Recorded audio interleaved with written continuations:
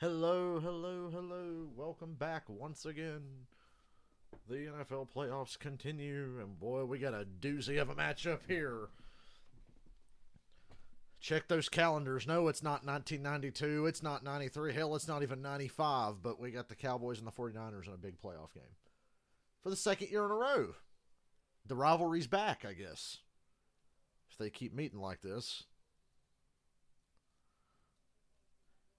Last year was a hilarious tour de force for the bumbling Mike McCarthy-led Cowboys, but this season feels a little different. I give the Cowboys a shot in this game.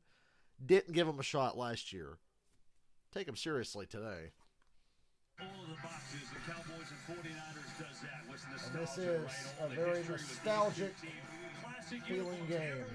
And everybody loves these uniforms. Oh, we got that too. And don't forget this. Yeah, my phone's charged. Let me check my messages. I'm about ready to roll here.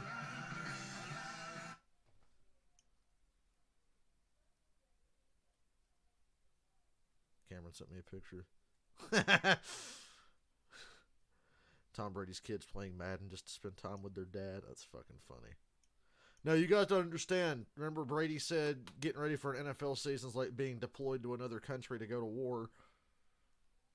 So how about you fucking retire now, you jackass? Fucking retire. You ain't got it anymore. It's over. Good God. You lost a playoff game to the Dallas Cowboys.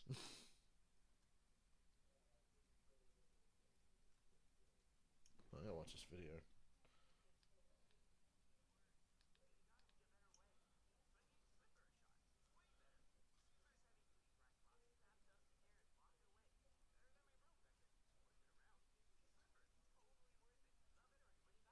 Can't see your comments yet if anybody's posted. I'm trying to watch a YouTube video.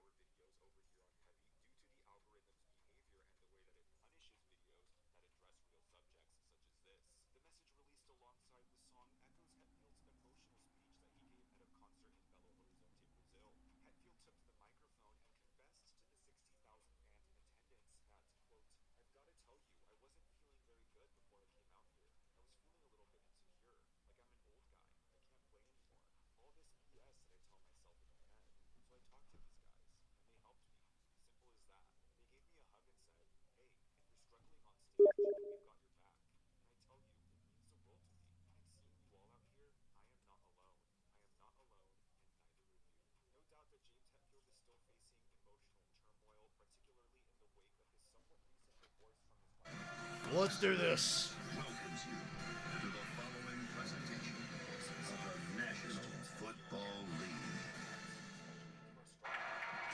Welcome to the divisional playoff presented by Intuit TurboTax here in Santa Clara. Cowboys. Every game on every channel. Intuit TurboTax. We go downstairs and say hello. What's up, Michael? Hi, Kev. Good to see you finally. Everybody is asking How about those Bengals? Boy, was I right or was I right? Gonna start looking and I playing picked the like a Bengals. rookie. I deserve money Everyone just for thought that. it was gonna be last week against Seattle on Saturday. He's Picked the been 49ers here, but I'm not The ball so might sure. have slipped out of my hands, but then he thought, I'm not But then gonna again, let Brett this Maher happen. was missing all his kicks in pregame. So much so that Jerry Jones came down from the box to have a little huddle with him an hour or two before kickoff. Yeah, it's awesome, but I can't worry about playing so well that they make a docu-series about me. Again, let's keep it simple. That's how I have to play it in my mind. For more on Dallas, let's send it over to Tom Rinaldi. than likely, no Dallas Cowboy is under greater scrutiny heading into this game than their kicker, Brett Maher. Tom Rinaldi, the best dressed man in Santa Clara. Season, he missed 4 in a row Monday night in Tampa. Certainly, the 49ers seem well aware of where Maher might be mentally. He went Bengals 7 for 7 Thursday 6-point underdogs. Get that shit out of here, I told you. Deebo Samuel working in and through the area where Maher was attempting to warm up at one point. Then Trent Williams came Ooh, over look at that. in the mix. As members from both staffs at the 49ers were trolling the Cowboys in pregame. The Dallas Cowboys have practiced and have twice the number of 2-point conversion plays ready to go. If there's any trouble with Maher, I'm sure that made Maher feel good this week. My team's worked out like extra 2-point plays to cover for my stupid ass. Deebo Samuel came up and started warming up right where Maher was trying to practice kicks.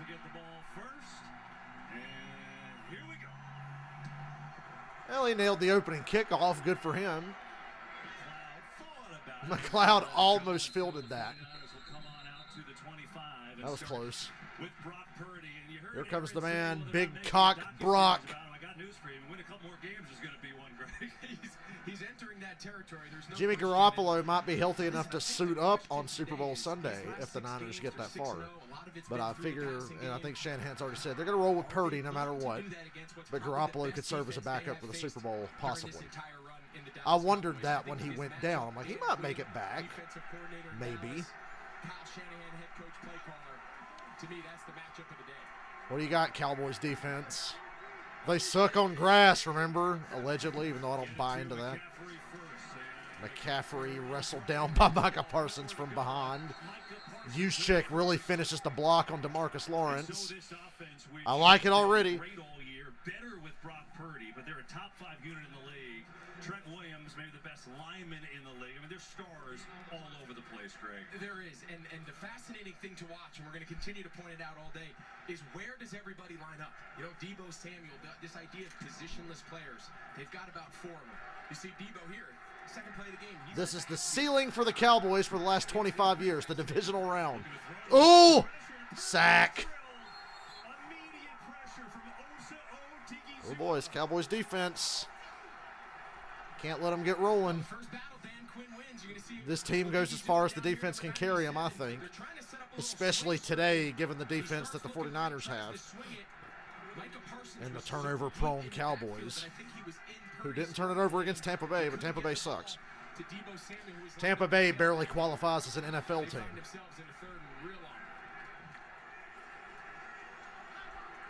They had the short throw covered and came exploding off the right side. 3-man rush. Deebo over the middle gets pretty far, but it's 4th down. Tackled by a crowd. And so the Cowboys defense with the big pressure and the sack, and they force a 3-and-out. Yeah, real uncharacteristic start here. As we were saying a couple plays ago, what's so interesting about Purdy came out shaky against Seattle last week. I don't know if that's a pattern of behavior. I don't think that pressure is going to help that the Cowboys brought there.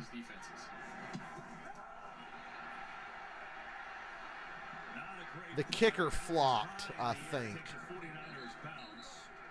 to try to get a flag. Dak, you got to take care of this ball. 49ers defense is no joke. Fans booing, they wanted a flag. Let's take a look here. Sam Williams on the pressure. Mike Pereira's here. Mike.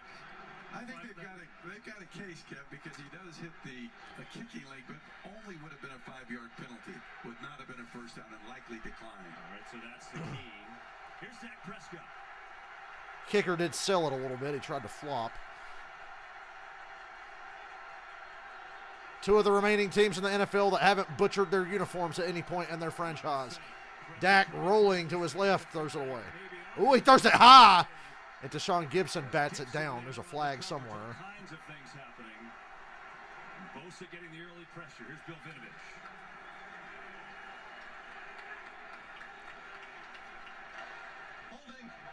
Holding on the Dallas Cowboys.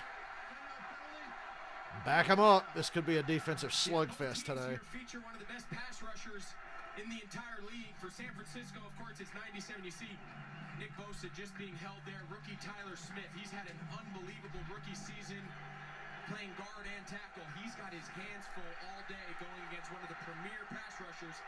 This time they move Bosa to the other side on the veteran Tyron Smith. Draw with Pollard. Good little run. Gain of 7. Gets out to the 22. Another hit by Gibson. And so here is Prescott. You know, he once started a divisional game as a rookie too, but now he's 29 years old, and he's coming off a superb performance against Tampa. Yeah, and you can make the case it was not only his best performance of this season, but maybe one of the best performances given the moment, given the significance of that game of his entire career.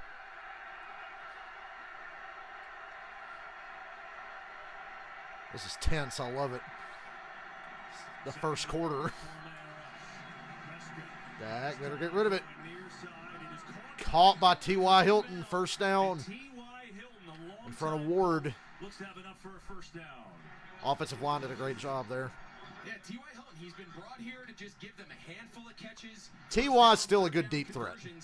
I can't believe T.Y. went unsigned for most of the season. That's just puzzling to me. And he's obviously made a big difference for the Cowboys over and over. They're not afraid to go to him when they need a big play.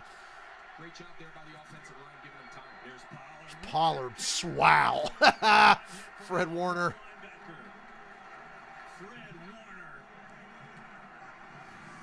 Here's Skip Bayless this week saying Tony Pollard's better than Christian McCaffrey, and I'm like, bullshit. That's a really veteran play there. He's getting pulled. He knows he has him, and great job there by the defensive tackle. Not letting Zach Martin pick up Fred Warner running through the A-gap. This game just ain't the same without Joe Buck and Troy Aikman calling it. 2nd and 12. Dak. Ooh. CD Lamb gets wrestled down hard. I heard that ESPN is going to have a divisional playoff game next year and then get the Super Bowl in a couple of years. So we'll get more Joe and Troy next season later in the playoffs. 3rd down.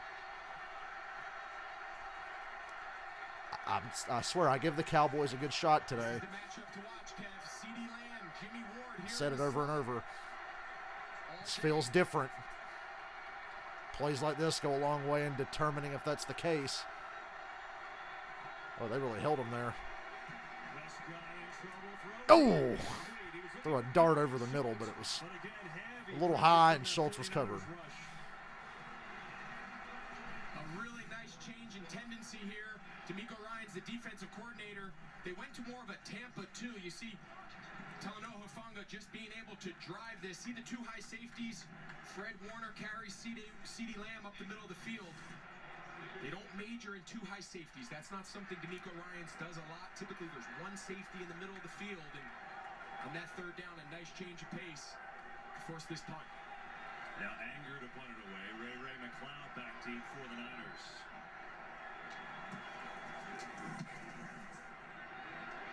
Good kick. You got to let that bounce. He gets a decent return out of it. And that's where the 49ers will take over. Dueling punts to start. These are the 2 best defenses left in the playoffs. I think the Eagles are a close 3rd defensively.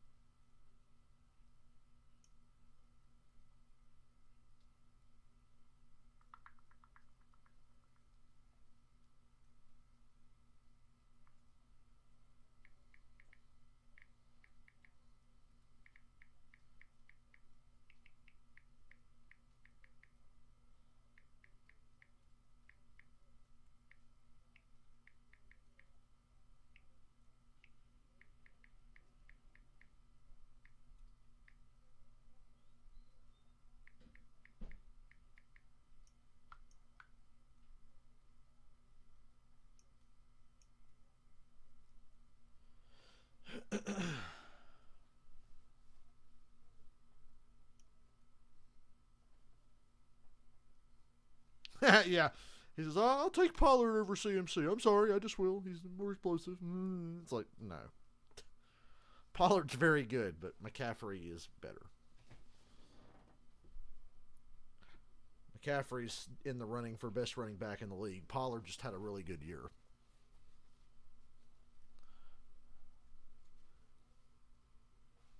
But I like how the Cowboys came out with Pollard and not Zeke. It's that kind of game. I don't think Zeke's going to get it done here.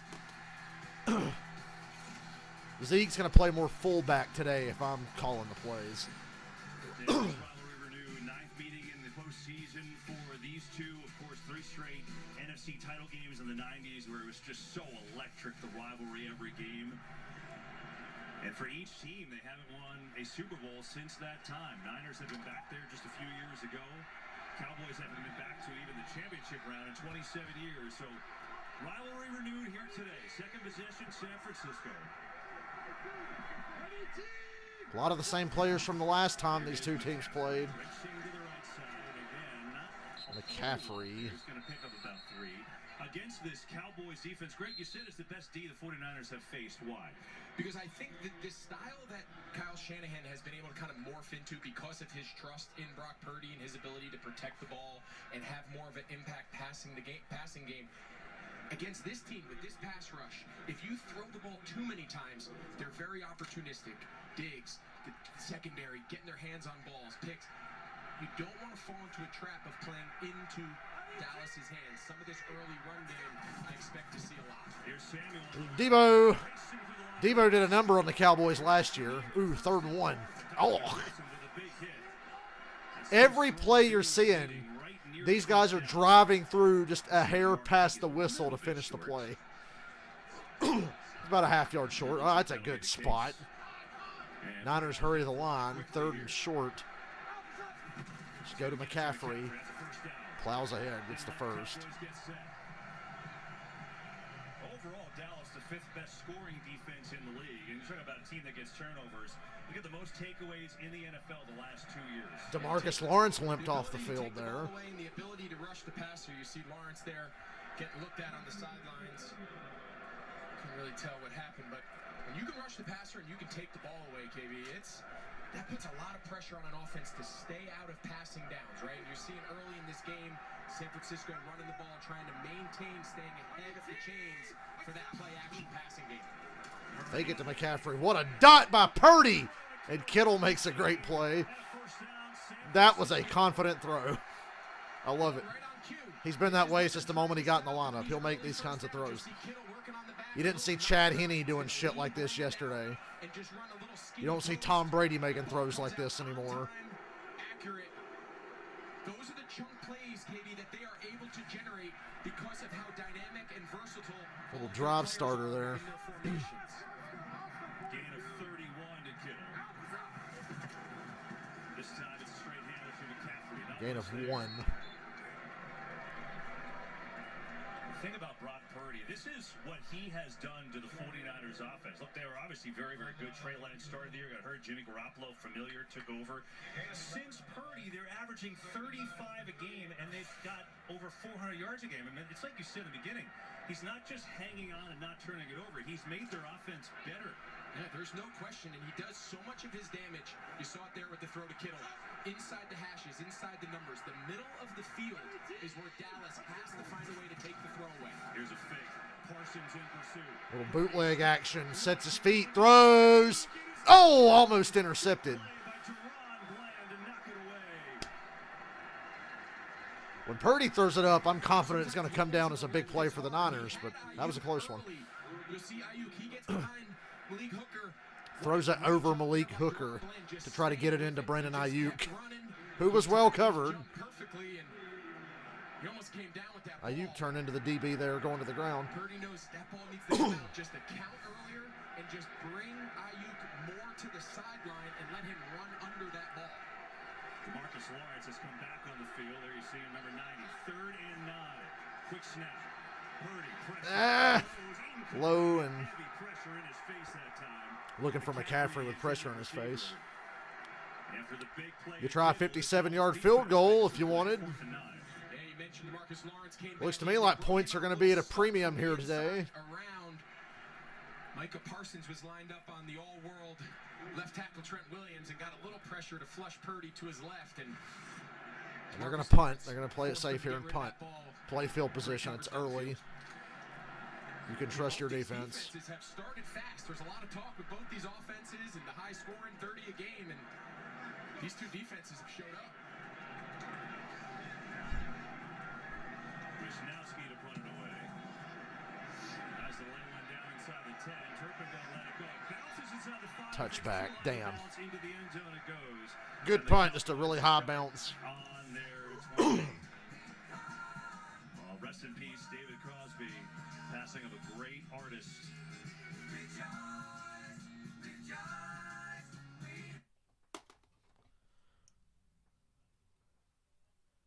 Rest in peace, David Crosby. I'm sorry you were a bitter old man, but rest in peace. If he's going to disrespect the memory of Eddie Van Halen, I'm going to disrespect the memory of him. Fuck you, David Crosby.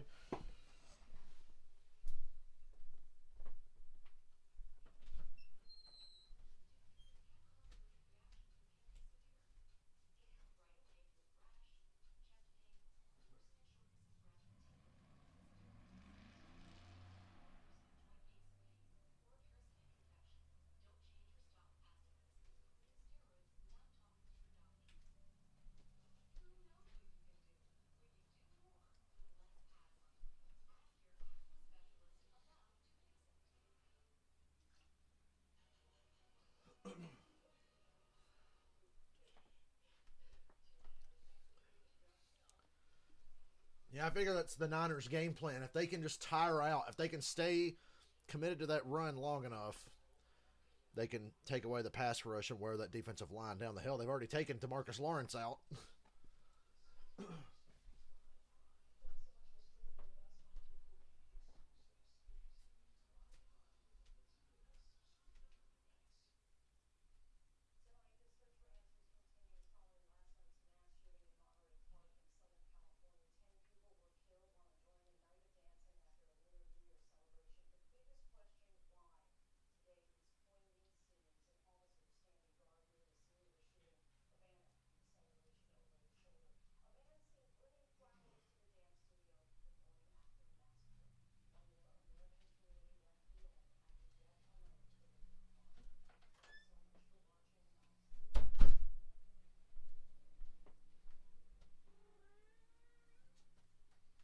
Hitting you, Ozzy.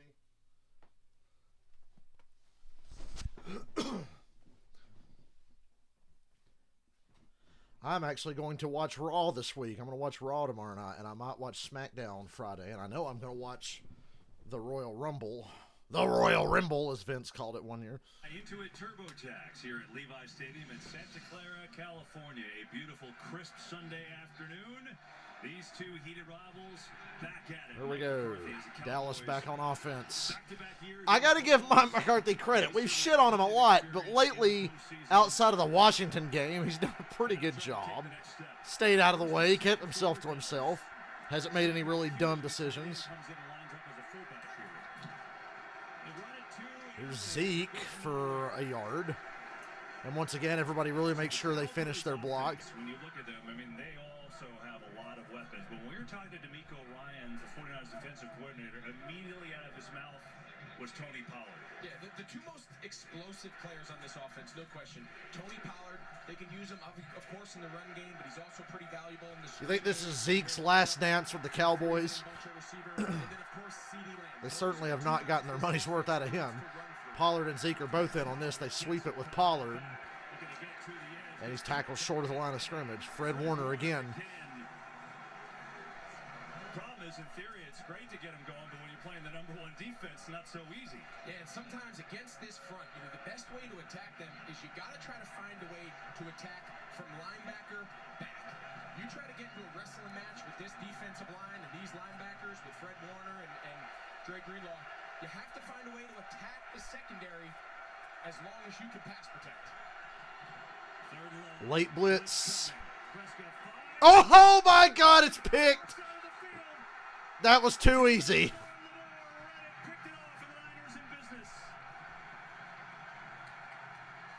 Thought it was going to be a big play for the Cowboys. The blitz just never even got close. Gallup on a curl. Oh. He in essence runs the route for Gallup. I'm not exactly sure what made Dak Prescott Can't do that, Dak. go with this ball. His team hasn't been to a championship in 26 years. I think that pressure by Eric Armstead in his face. I don't even think he saw Lenore. I was convinced Lenore was going to drop that. That's why I was like, whoa. Gets the early turnover. Lenore with an interception last Take week. over at the Dallas 21. Divisional round with another one, and now San Francisco in Cash it in. on the 21. Money in the bank here. You got 3 points in the bank. Let's get more. But get rid of the ball quick and make smart decisions. That's not getting rid of the ball quick, and takes the sack. Lawrence back in the game, gets it. Big plays in a row for him. Second sack for Dallas. Yeah, really well defended. They're trying to get Purdy to break contain and hit this deep crosser. But DeMarcus Lawrence does a nice job. Watch, he redirects off to Deebo Samuel. And see how he puts an edge on the pocket? Purdy doesn't have time to set his feet to look for all those crossing routes. Really nice job there by the veteran, DeMarcus Lawrence. Yeah, this team gets to the quarterback. Third in the league in sacks, but they were tops. Had to wait till the fourth quarter with a minute to go to get a pick in the last game. They can build this out of all formations. Yeah, they just got that play off. Screen to McCaffrey. Didn't get any help. No gain. My man Carlos makes the tackle. Local legend Carlos Watkins here in Rutherford County, North Carolina.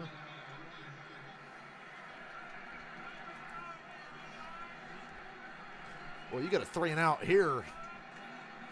This Dallas defense has earned their money. Carlos has been making a lot of plays lately for the Cowboys. In the last year and a half, he's in the lineup more and more, and he's making a lot of plays. Every Cowboys game I watch, he makes a play. He's still on this roster for a reason. Purdy, you got to get that ball out quick. And he finds it. Ayuk, first down. And Brandon Ayuk has a first down for the 49ers. This is about as good a route and as great a job working through his progression and throwing an absolute dart. He pushes him, little double move, bang. Pull the string back, come right down your stem. Purdy knows exactly where that ball is going to be. You talk about having confidence in your young quarterback. You're Kyle Shanahan. You got third and a mile. You don't want to lose field position for a field goal attempt. He says, I don't care. You drop it back. You pick up 15 yards. Watch Diggs down here on Ayuk. Purdy doesn't look that way. He goes to McCaffrey. Everybody's going after McCaffrey. He's drawing a lot of attention. Ball came out. They say forward progress. Going all Kent to Colby on you. He brought this thing way down. The runner's forward progress will stop. Second down. Kind of had no choice. Yeah, Purdy's made a couple of really crazy good throws early in this. And it's Carlos is down now. Just showed him making the play a couple plays ago on McCaffrey.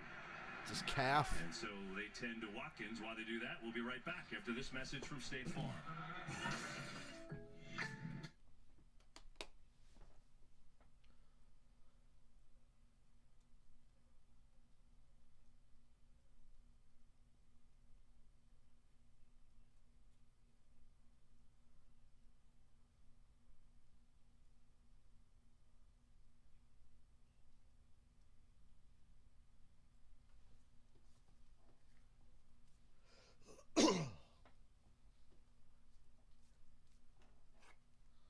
So they tend to Carlos Watkins, who's now up on his feet. Good to see. Hopefully he's okay. He's been playing really well back end of the season. He's gotten himself into the starting lineup. And so he's become an important piece. So that'll bring up second down and goal.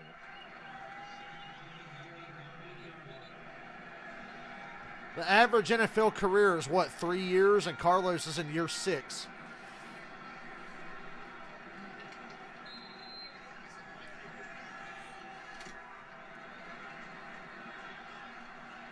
This time McCaffrey lined up as a wide receiver. Scored a touchdown on the Saints last year. I remember that. Purdy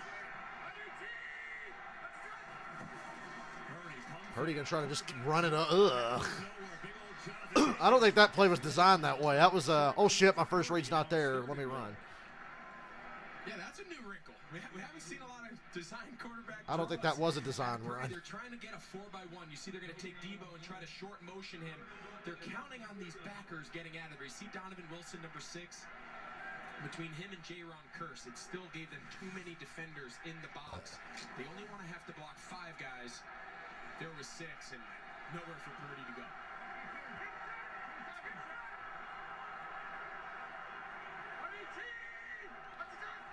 Third and goal. Get out of there. Throw it away. Oh my God, what are you doing? They're going to hold him to a field goal. San Francisco.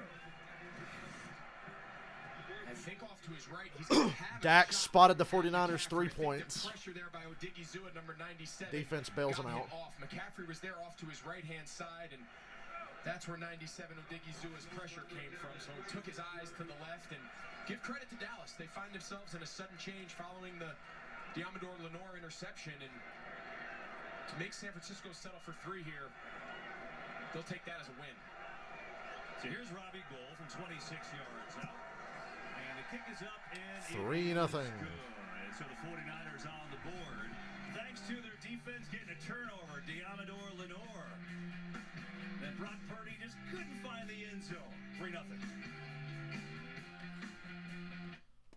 Still just kind of waiting for Purdy to turn back into a rookie. Every now and then he shows rookie-ish tendencies. That little run around there on the 3rd down was definitely a rookie-esque move.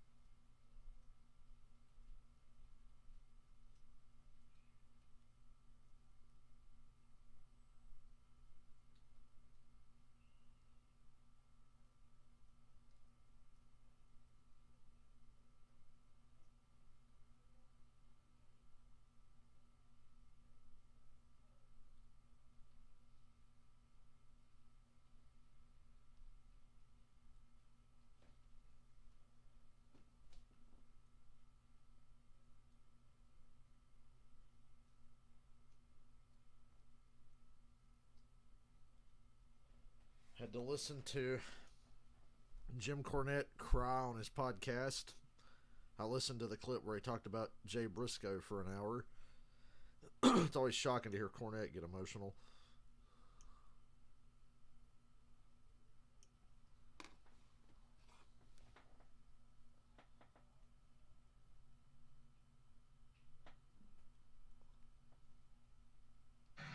NFL fans still have a chance to take a vacation on Terry's dime simply by playing Fox Super 6. I want Terry's money. Download the free Super 6 app on your phone now. Enter your 6 predictions for tomorrow's game for a chance at $15,000. What a great picture of Terry that is. To the vacation giveaway sweepstakes. So, I mean, money and a vacation.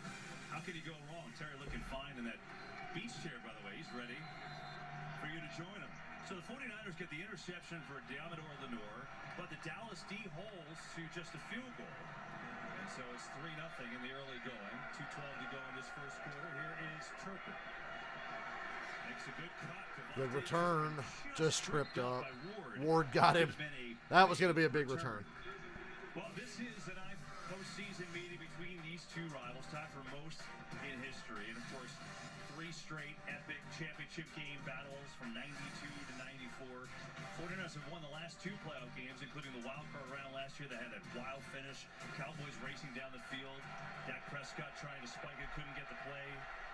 And that was that. You see Charles Omenihu moments ago walking to the line. 2 sacks last week. We'll keep an eye on that. Here's Prescott. First pass after There's Noah Brown. Dak loves him some Noah Brown for some reason.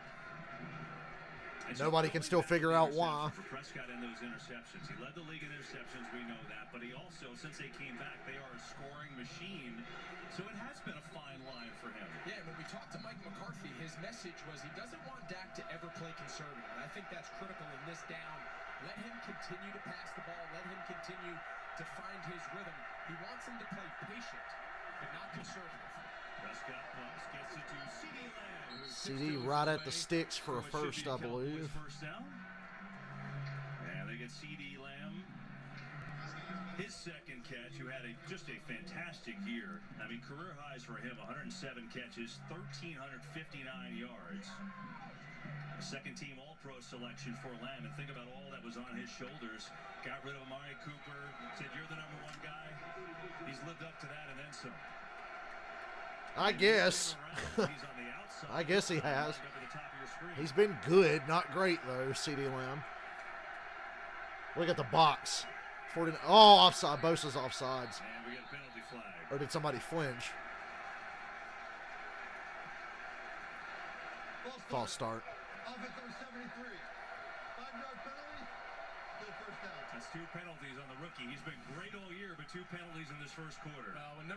When he's got 97 here, Nick Bosa outside of him, he's trying to get off that line as fast as he can. He's trying to get as much distance between him and the NFL sack leader, most likely defensive player of the year. That's for any rookie.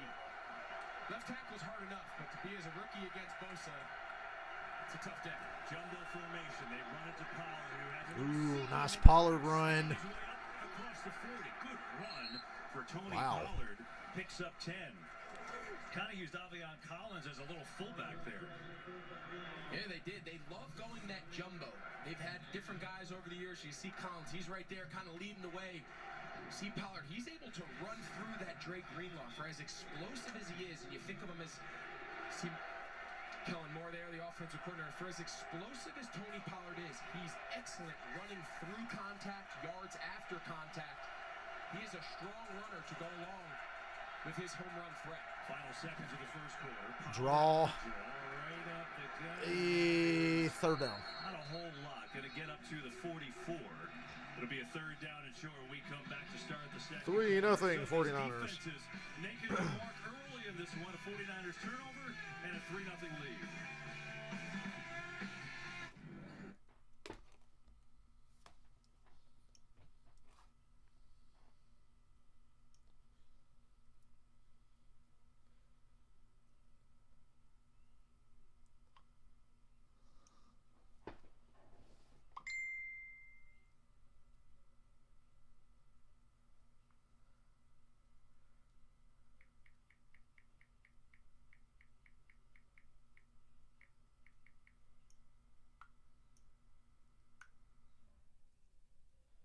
I gotta find this clip I want to send somebody. And do that during this commercial.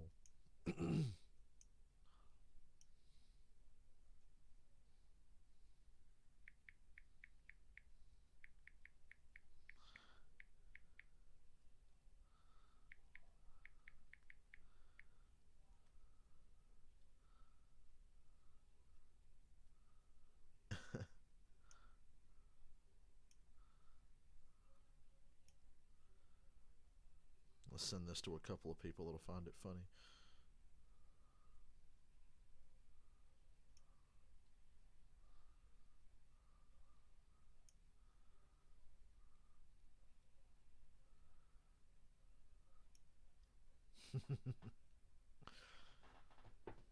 I just sent Cameron and another friend of mine the greatest clip of acting you'll ever see from the great Gene Simmons. Yes, that Gene Simmons from Kiss. My favorite band. Not a thespian, but oh, some brilliant acting. No, it's not Extract, if you can believe it.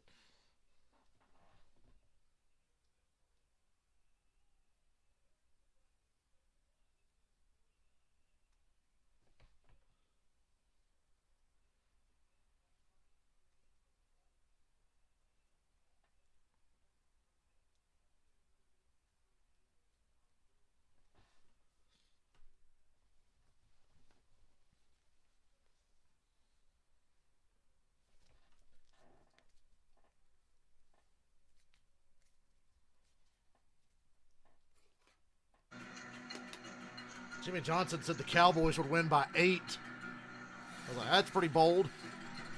I mean, so many stars in this rivalry. Of course, Dwight Clark, the iconic catch at Candlestick.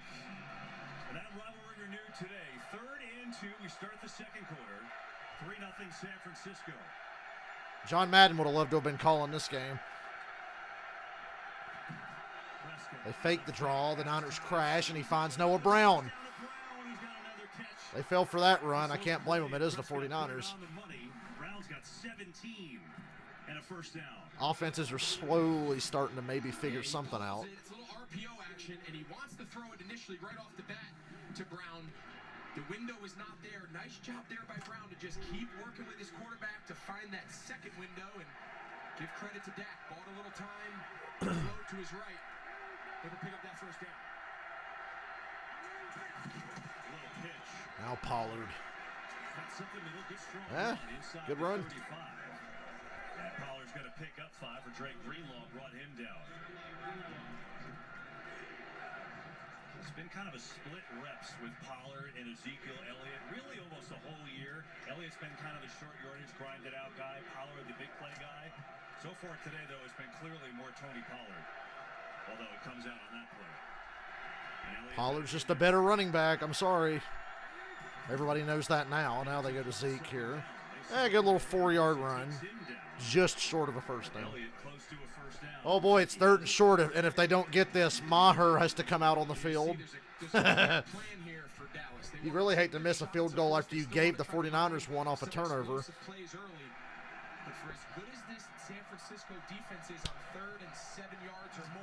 Maher's like, please convert this. Nah, if they don't convert this, they'll definitely go for it. I say quarterback sneak here, keep it simple. Now they try to sneak it with Zeke. Oh, he lunged and got it. Zeke is so goddamn slow. He had 3 defenders on him before he could barely take the handoff. First down.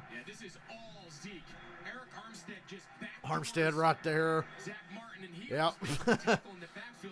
He had to stretch for it. Risky. That ball will get punched out. You're reaching out like that. Goal line. He's got a nose for the end zone, and that right there to keep this drive alive. Critical early play in this game is impressive. Lamb in motion. Blitz is Holy fuck!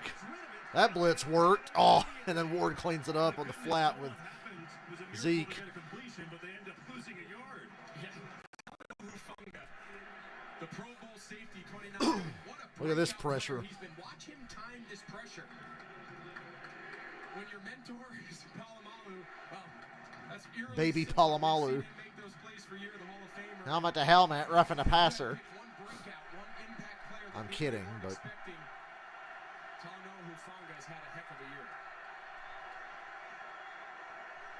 10th play of the drive. Pressure on Prescott. Maher's like, God damn it, don't let him get in field goal range. CD got a gain of 5. It's 3rd and 7. Bring a 3rd down and 7. D'Amico Ryans is defensive coordinator for San Francisco, second year. I think D'Amico Ryans is going to be a great head coach. He's going to be the defensive-minded Sean McVay of the next 10 years, I think, if he goes to the right team, if he gets the right job. If he goes to a fixer-upper, it's going to be a bit of a struggle. So don't take the Houston job.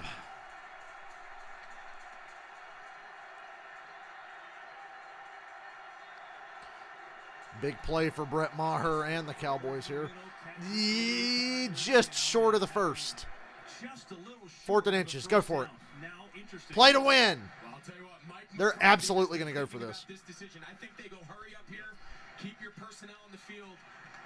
I think early in this game, you want to be a Maher's like, yeah, I got to pretend to look like I'm ready to go in the game, but I'm totally not. Situation is whirling around Dallas right now. Plays a big part. Pile the middle, pile the middle, pile the middle. Oh, they run a sweep. They got you with the sweep with CeeDee Lamb. Good play call. I would have sold out up the middle too. This quarterback sneak is the safe play there, and the Cowboys took a chance, and the 49ers fell for it. We've been in like this quarterback sneak era where everyone just loads If you don't do a sneak, you're usually a fucking moron. They got away with calling a sweep here. And try to hit the edges. Great play call here by Kellen Moore. You mentioned it. Hufanga had a chance to stop him. I still think it would have been pretty close. I think he would have had it, but great run there by CeeDee Lamb.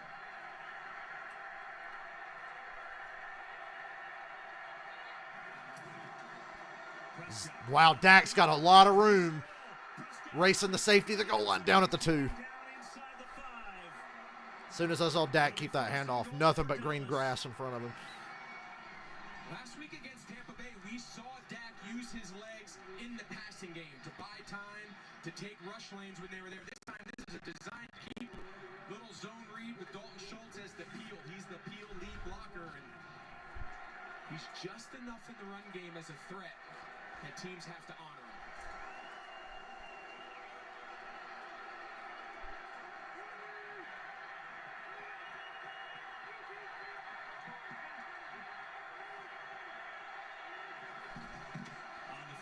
Play fake. Schultz is wide open for a touchdown. There it is.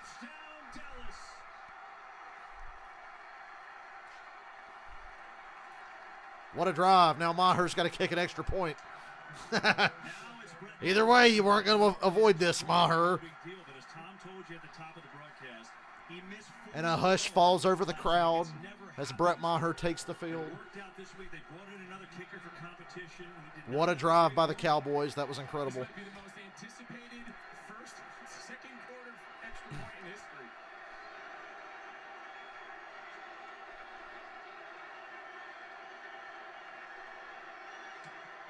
It's blocked.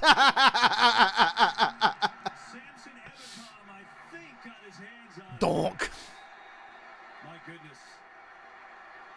Well, I mean, that's kind of not his fault. So another extra point does not go down.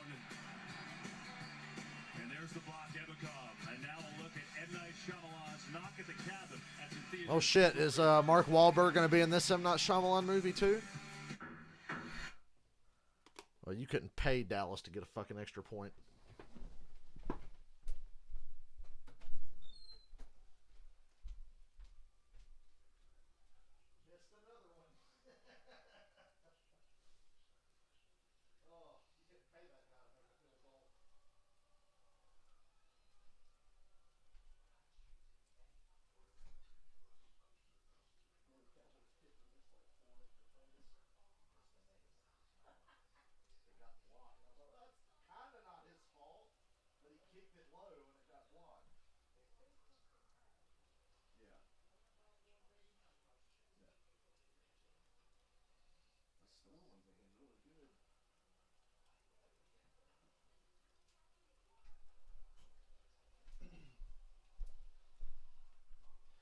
So you have an interception that led to a field goal for the other team, and you missed an extra point. Classic Cowboys in the playoffs.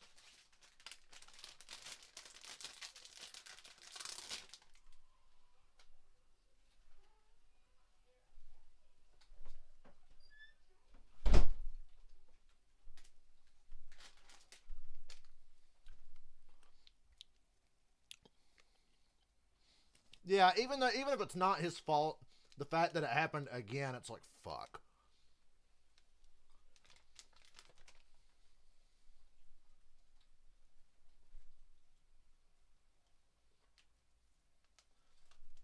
I haven't laughed like that since I made a Savini Jason rage quit last week.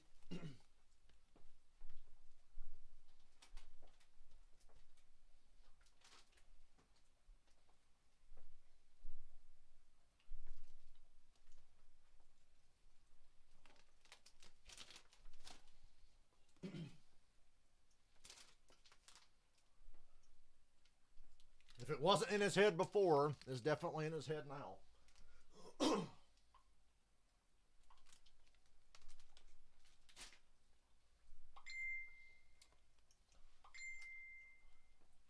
I think this ball's going to miss by 10 feet to the left. Watch, he's on the left hash. The angle of this kick down the middle of the upright is over like the right tackle. This ball was blocked in the left A-gap between the long snapper and the left offensive guard. The ball was low. Listen, Dallas has a problem on their hands. There's no way around it. I mean, coming off last week, it was a highly anticipated kick for a lot of reasons, and they have just some decisions to make now going forward. Well, see that later. For now, though, they're on the board and in the lead. How about the touchdown? touchdown to Dalton Schultz. We saw Dak do this last week against Tampa Bay, except instead of throwing it to Dalton Schultz, he just ran it in. Dalton Schultz is just going to block there in Jordan Willis, and then he's just going to time it in his head. And that's just timing, understanding when Dak's going to break, contain. You get your head around, wide open. That's as easy a dream tight end touchdown as you're going to have. Big time drive, 14 plays, 74 yards, and Schultz had a huge week last week. Oh, did you listen to the Ruthless Aggression podcast, Cameron? Because they had a whole discussion about Victoria coming out to that song. And how when they were kids, it was like, oh my God, it's lesbians. Ain't that funny? Oh, Purdy. Purdy. There's not much there. Just couldn't find anyone. Well, this February, One of the Ruthless Aggression podcast guys is from Tennessee, so he talks about a lot of the shit we experienced when we were kids.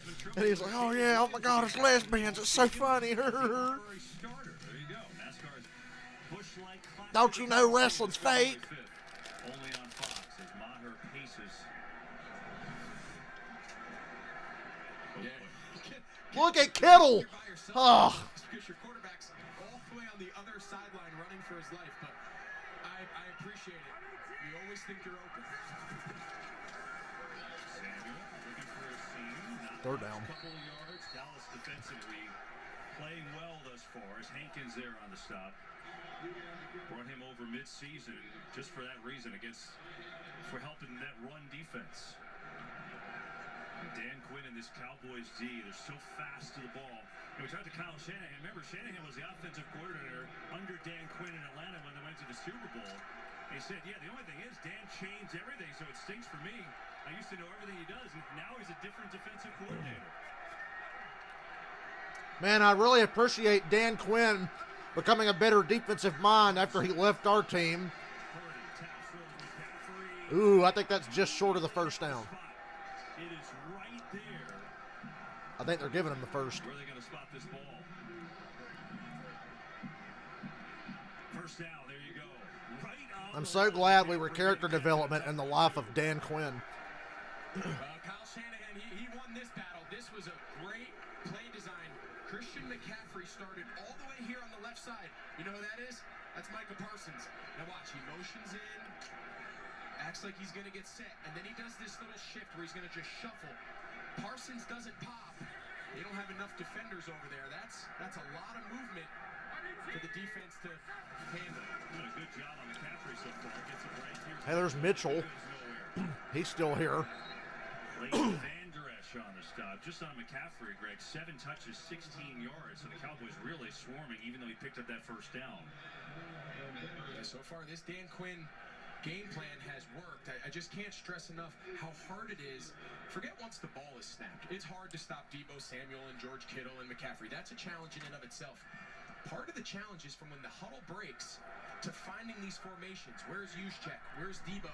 And Banks, and making all your defensive calls to just get set up. Finally finished that bag of orange Twizzlers.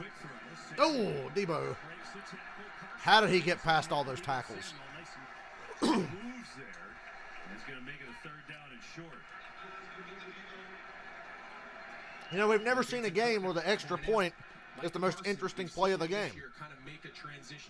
Anytime the Cowboys line up to kick anything today, we're all going to be on the edge of our seats. This drive, he's been at middle linebacker. He's been off the ball. Dan Quinn told us his speed pursuing these fast backs and receiver.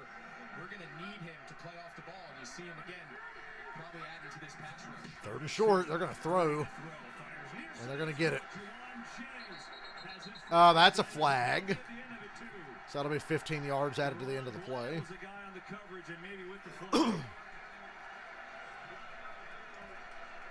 Unnecessary, literally. See Deron Bland here. He's out of bounds. He cleared it. It's this. Defense number 26. 15-yard penalty. Automatic first down. Yeah, it's that little hip toss there at the end when he's clearly stopped. He's clearly out of bounds. There's no need for it. We've made the tackle. Just move on to the next play. There's no reason to give them an easy 15 yards because you're frustrated you gave up a first down catch.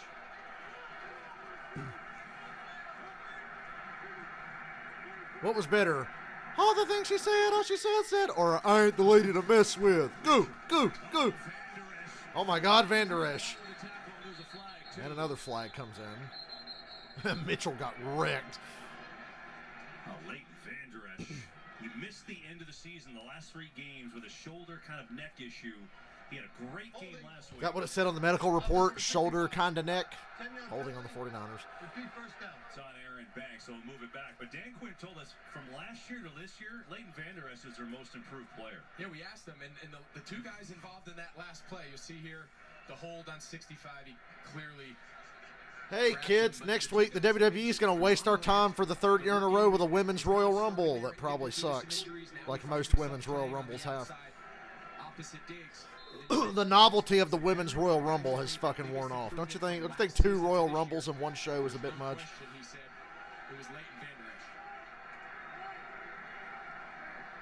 Kind of waters it down.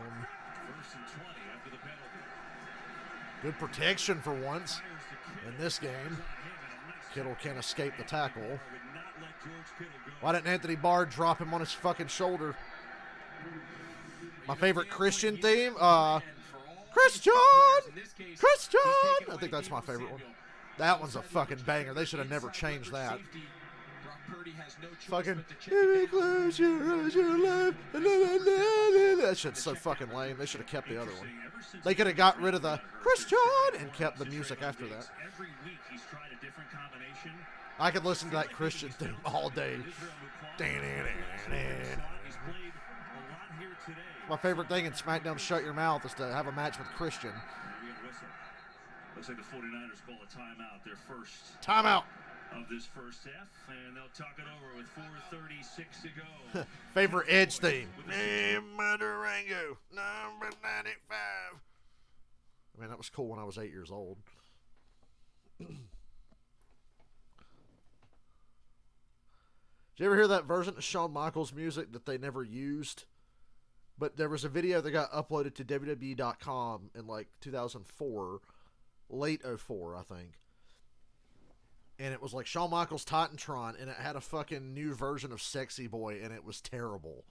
And I was like, I hope they didn't go to Shawn and be like, hey, you want to change your theme to this? And I'm sure Shawn was like, no.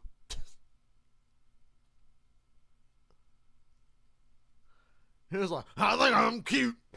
I know I'm sexy. It was like some fucking dude singing like that.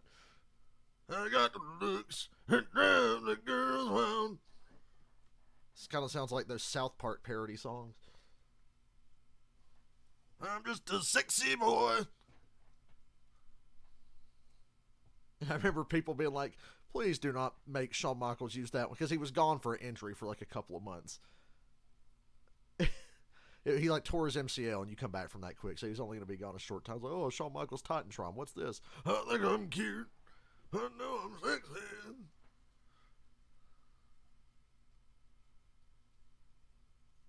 Thankfully, they never switched to that. They did the same thing with the DX music. Remember in 2009, there was like a new version of the DX theme, and they wouldn't switch to it, but they used it for the first part of their entrance at SummerSlam in 2009. You think you can tell us what to do? Like, I fucking sounded terrible. It's like, thank God they didn't switch to that. I was really relieved when the fucking pyro went off and the original DX music hit when I was watching that in the movie theater. I was like, oh, thank God.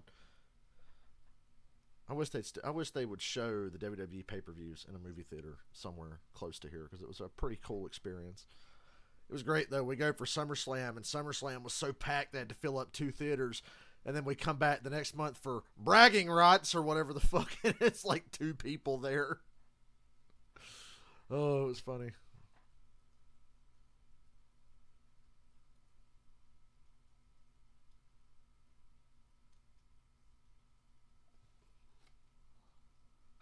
Welcome back to the divisional playoffs presented by Intuit TurboTax. Here in Santa Clara, defenses have reigned supreme thus far. 4:36 to go in the first half. 6-3 Dallas.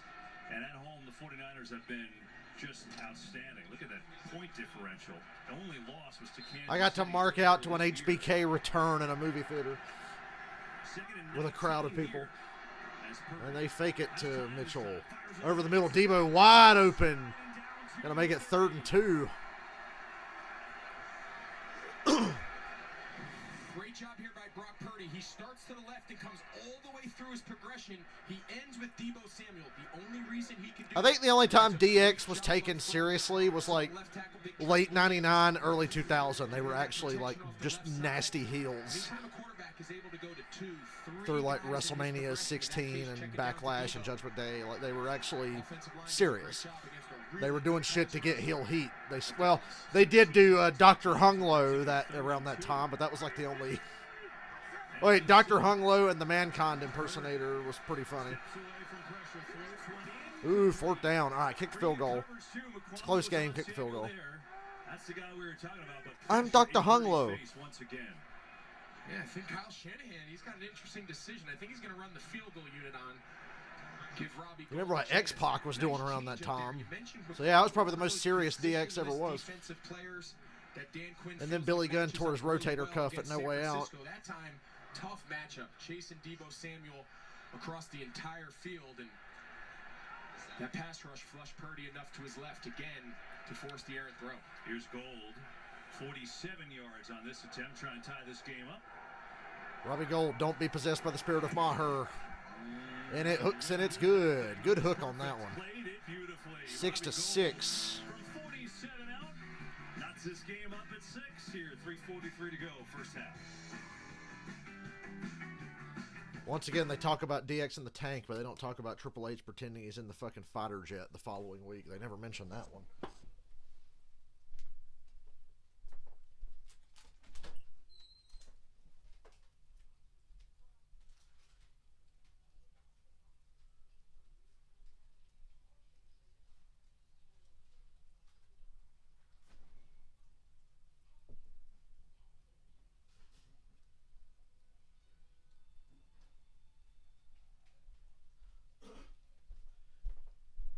Kevin Nash pointed out that when Road Dogg and Billy or whoever are knocking on that closed garage door, Kevin Nash was on the other side of that door trying to get it open.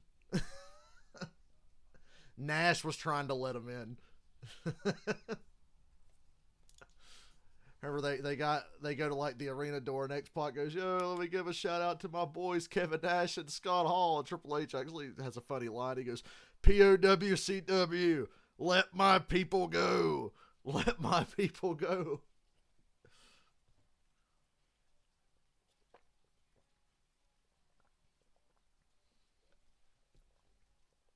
You know, Nash and Hall couldn't have gotten out of their contracts. And I think deep down they wouldn't have wanted to because it was just such easy money. But Nash talked about when Pac got fired by Bischoff and Hogan. He said they show up to TV, Nash is all fired up, and Scott goes, what's the plan, big man? And Nash looks at Scott Hall. Nash looks at Scott Hall and he goes, just talk to Vince. And they they threatened to beat up Eric Bischoff for firing X-Pac. And Nash was like, already talked to Vince. And they went and confronted Bischoff.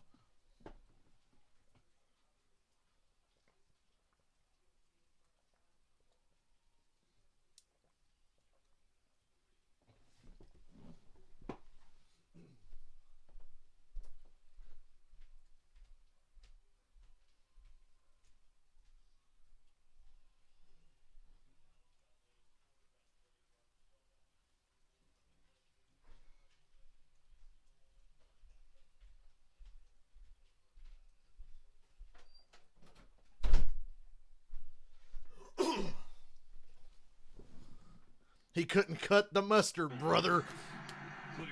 I don't want to hear anybody talking about cutting any mustard.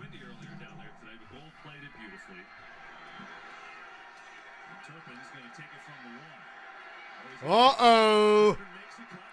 Oh, man, when he spun out of that one tackle, thought he was gone. Got him to the 37. Well, I think the way the 49ers have just run through everyone on offense the last month and a half since Brock Purdy started, this is new for them. It's been different because they really haven't had any resistance until today. Yeah, San Francisco's greatest asset is their ability with their scheme and with their personnel and the speed that they have in their weapons to create a ton of space. Right? You know, I picked the Bengals to win earlier today, but I'm still a little shook about how easily the Bengals won. Dallas's deep I'm going to pick the Bengals again next week. I'm sticking with them. And so far, it's posing a challenge. Dak checks it to Zeke, and nobody's over here. That's the most. Oh, that's a flag on Greenlaw. Waiting for a flag. There it is. So it'll be a gain of 9 plus 15 and a first down. That's going to be 15 yards. So now we've got 2 personal fouls in this game, 1 on each team. Yeah, now we've seen both teams kind of. I just said that, Greg. The personal foul out of bounds. Hey, Greg, don't you get hit? Personal foul.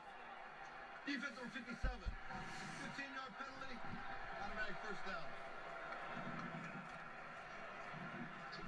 Drake Greenlaw, he's had an incredible year. He kind of gets lost a little bit playing next to Fred Warner, the all-everything Mike linebacker, but it's just don't need those plays in a game where both defenses have really controlled the pace. To give a free 15 yards now, both teams have done it. Just put yourself in a bad spot.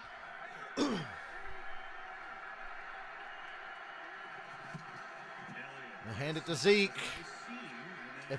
And then gets fucking picked up like he's in Dirty Dancing and having the time of his life there when he got tackled. Yeah, you feel like watching this game, just like every yard is a chore today. These defenses are playing so well. Nico Ryans and the 49ers, #1 all year long, but the Cowboys obviously 5 in scoring defense. Under 3 to go. And you wonder if you're Dallas, do you think, can you kick with Maher and the struggles if you had to? Pressure on Prescott. Pollard dropped. Would have been lit up if he caught that ball. I mean, obviously Dallas is looking for a touchdown, Greg, but it's got to be in their heads. Like, can they even attempt to kick right now? Yeah, and I think the only advantage that it might have, right? Imagine the Cowboys finally get back to the Super Bowl and lose because they can't make a field goal. I have 2 downs, right? Depending on how quick you can get this to 4th and short, does it give you a chance to maybe make this 4-down territory? Because right now the idea. What are the draft needs for Atlanta? I'd say, I'm not sure if there's anybody on that Dallas Cowboys well, sideline that feels pass rush. It's just eternally the Falcons will be seeking a good pass rusher. That's got to be the #1 need. Timeout on 3rd and 7. I think they got a decent receiving core. I think they got a great tight end if they'll use them. They got a pretty solid O-line now. This year, what sunk the Falcons was mediocre quarterback play and just no pass rush. We dead last in sacks by a wide margin. I already told you. And our quarterback play was mid to below average as fuck. You're So gonna have to be prepared at halftime to do a 3rd quarter, 2nd. Atlanta had about 6 games they could have easily won and could have run away with the NFC South. They had every chance. Down at the goal line against Washington, and fucking Mariota throws a pick on the goal line. Would have won that game. Get robbed by the refs against Tampa Bay. Should have won that game. Drake London running in for a touchdown to beat the Chargers. Gets stripped at the 5-yard line. We lose that game. That's the big ones right there I can think of. Screen to Pollard on 3rd and 7. It's all about the tackle. Got him down. I think the Cowboys will go for this. It's 4th and 5. I think they'll go for this. They're going to go for this. And they're going for it. Yeah, I think so. I think all along They can go to the 2-minute warning. I would line up here, see what they give you. If you like it, snap it. If you don't, go to the 2-minute warning and think this through. There's also the conversation they try to make them jump, not give San Francisco a short field goal for a 2-minute drive. This is how aggressive this is. I'm not sure this ball's getting snapped. I think he's taking this down to the 2-minute. Give himself a chance to reassess what the plan is after he takes this down under 2 minutes. Well, he's still got a decision. 2-minute warning. So we'll see what 4th they do. and 2 minutes a little to go under in this 5. first half. Hard-fought game. Niners, Cowboys, all tied up.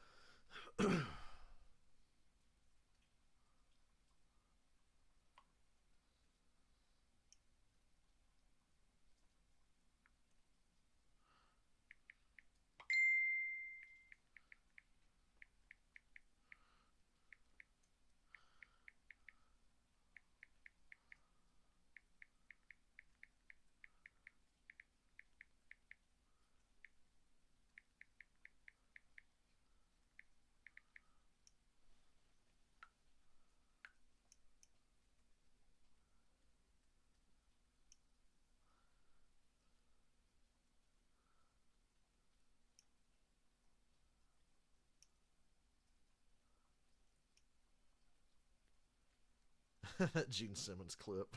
Hey, Ragnar!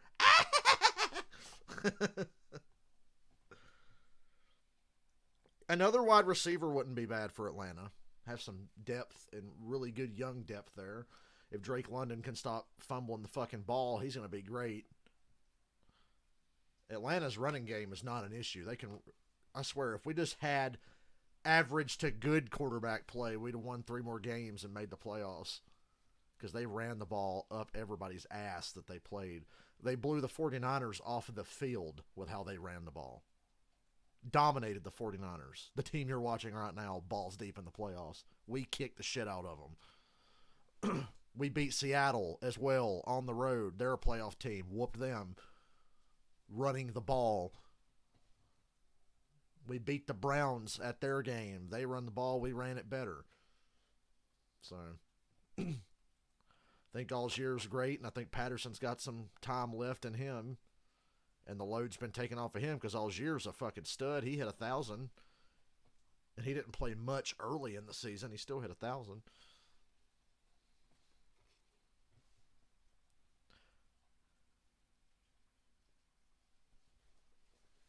All right, 4th down. Dallas is still coming out here on offense. Signed Jimmy G. See, I could deal with a Jimmy G or a Derek Carr or Lamar Jackson, but I don't know. Lamar's a long shot. That's going to cost too much money. I don't think Ritter's ready for prime time yet. I like Ritter, but another year 3 on the bench wouldn't hurt based on what I saw. Look at this fucking coverage the Niners are playing. Somebody's going to get open here if Dak can stay. He's going to run and slide down at the 25. When I saw that coverage, I'm like, if he gets protected, somebody's going to get open. And then he just stepped through the pressure and ran for the first. That's a clutch play there.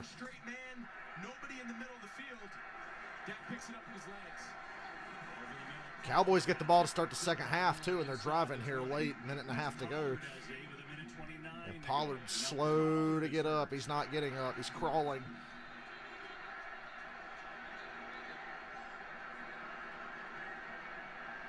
Yes, the Carr and Jimmy G. I'd take Carr over Jimmy G. I think the ceiling with Carr is higher. Ooh, Pollard. That looks just like... Ow. That could be devastating. That's a devastating loss there. I think they just lost Pollard for this game. Cue the sad injury music.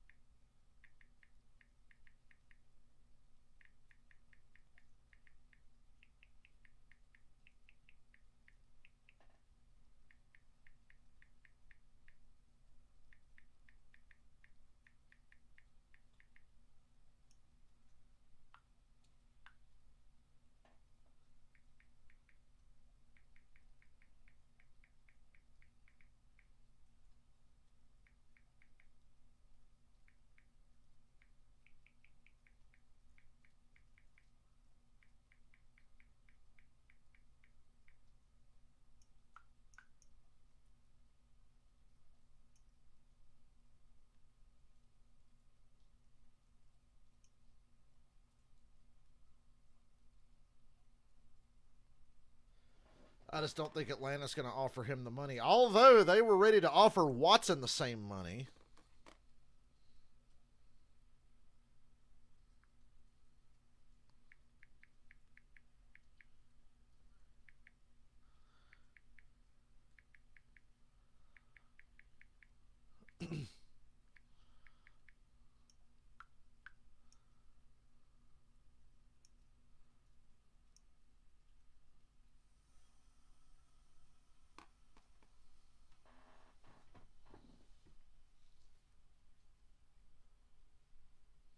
pay Watson, so maybe. To see for Tony Pollard. Pollard's being helped into the tent. Mahomes injury yesterday. He was diagnosed with a high ankle Jerry sprain looks as Jerry worried. Jones looks on. Mike McCarthy knows it changes their whole offense. He's such a dynamic playmaker. And we'll get a report on him when we can. 2nd and 2, 1:24 to go. The Niners staff barely made it off the field. There, so they've got 1 left in the half. An injury inside of 2 minutes will cost you a timeout.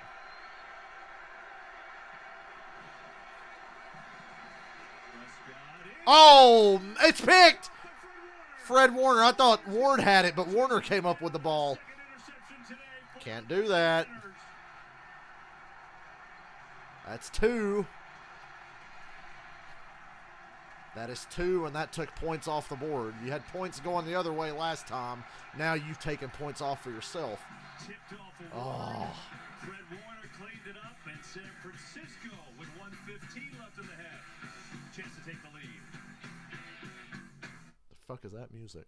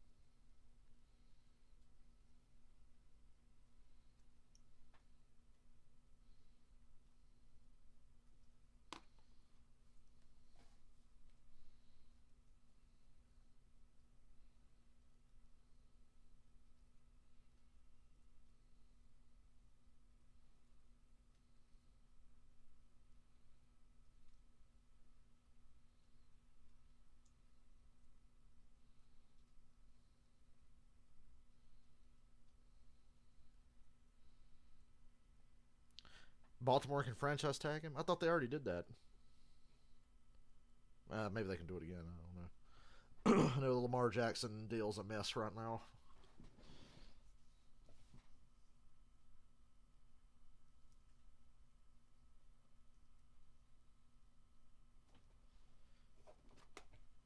He just turned down $133 million. He wants that $250.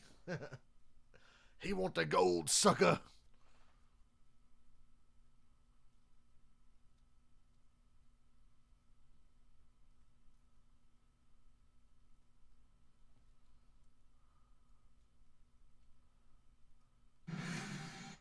Oh, for fuck's sake. There's a minute and 15 left. Damn. See, that's the thing, Michael. I think Lamar is great. And on talent, he deserves to be paid. But availability-wise, I'm like, I don't know if you can justify paying him that much. He should get a lot, but you're right. He's missed a lot of time. And that's not going to get any easier the longer he plays. You saw it with Vic. You saw it with Cam. And his eyes are just on Dak Prescott. Dak never sees him. Dak actually throws the ball off of Jimmy Ward's chest, and it bounced into Fred Warner's hands. He's just reading his eyes, and he comes in and just poaches from his nickel corner spot. Purdy don't give it right back to him. Talk about changing the complexity of this first half. Yeah, tie game, 1:15 to go. 2 timeouts for the 49ers. Going to run it to Samuel. Good cut. Up the middle for Debo. Gain of 8 for Debo. 35. He's got 8 yards on the run. I think franchise tagging him, they'd still just trade him. I think that'd just be a power move to be like, okay, you don't want to play for us, we don't want you, but we're going to tag you so we can trade you.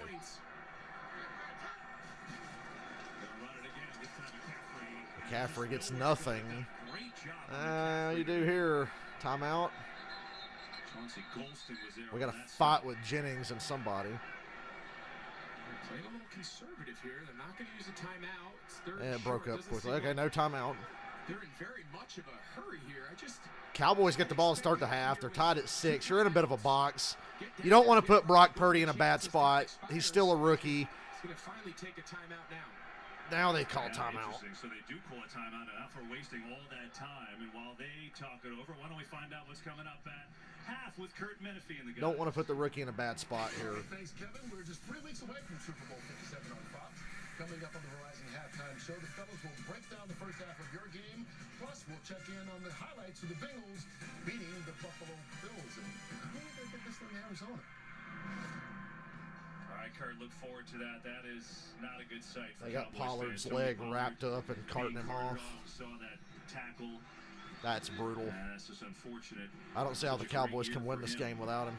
Meanwhile, Kyle It's Shanahan that close. took a long time to take It that really is time that out. close that losing He Pollard lost probably about just cost them the 28 game. That and seconds. the turnovers ain't helping.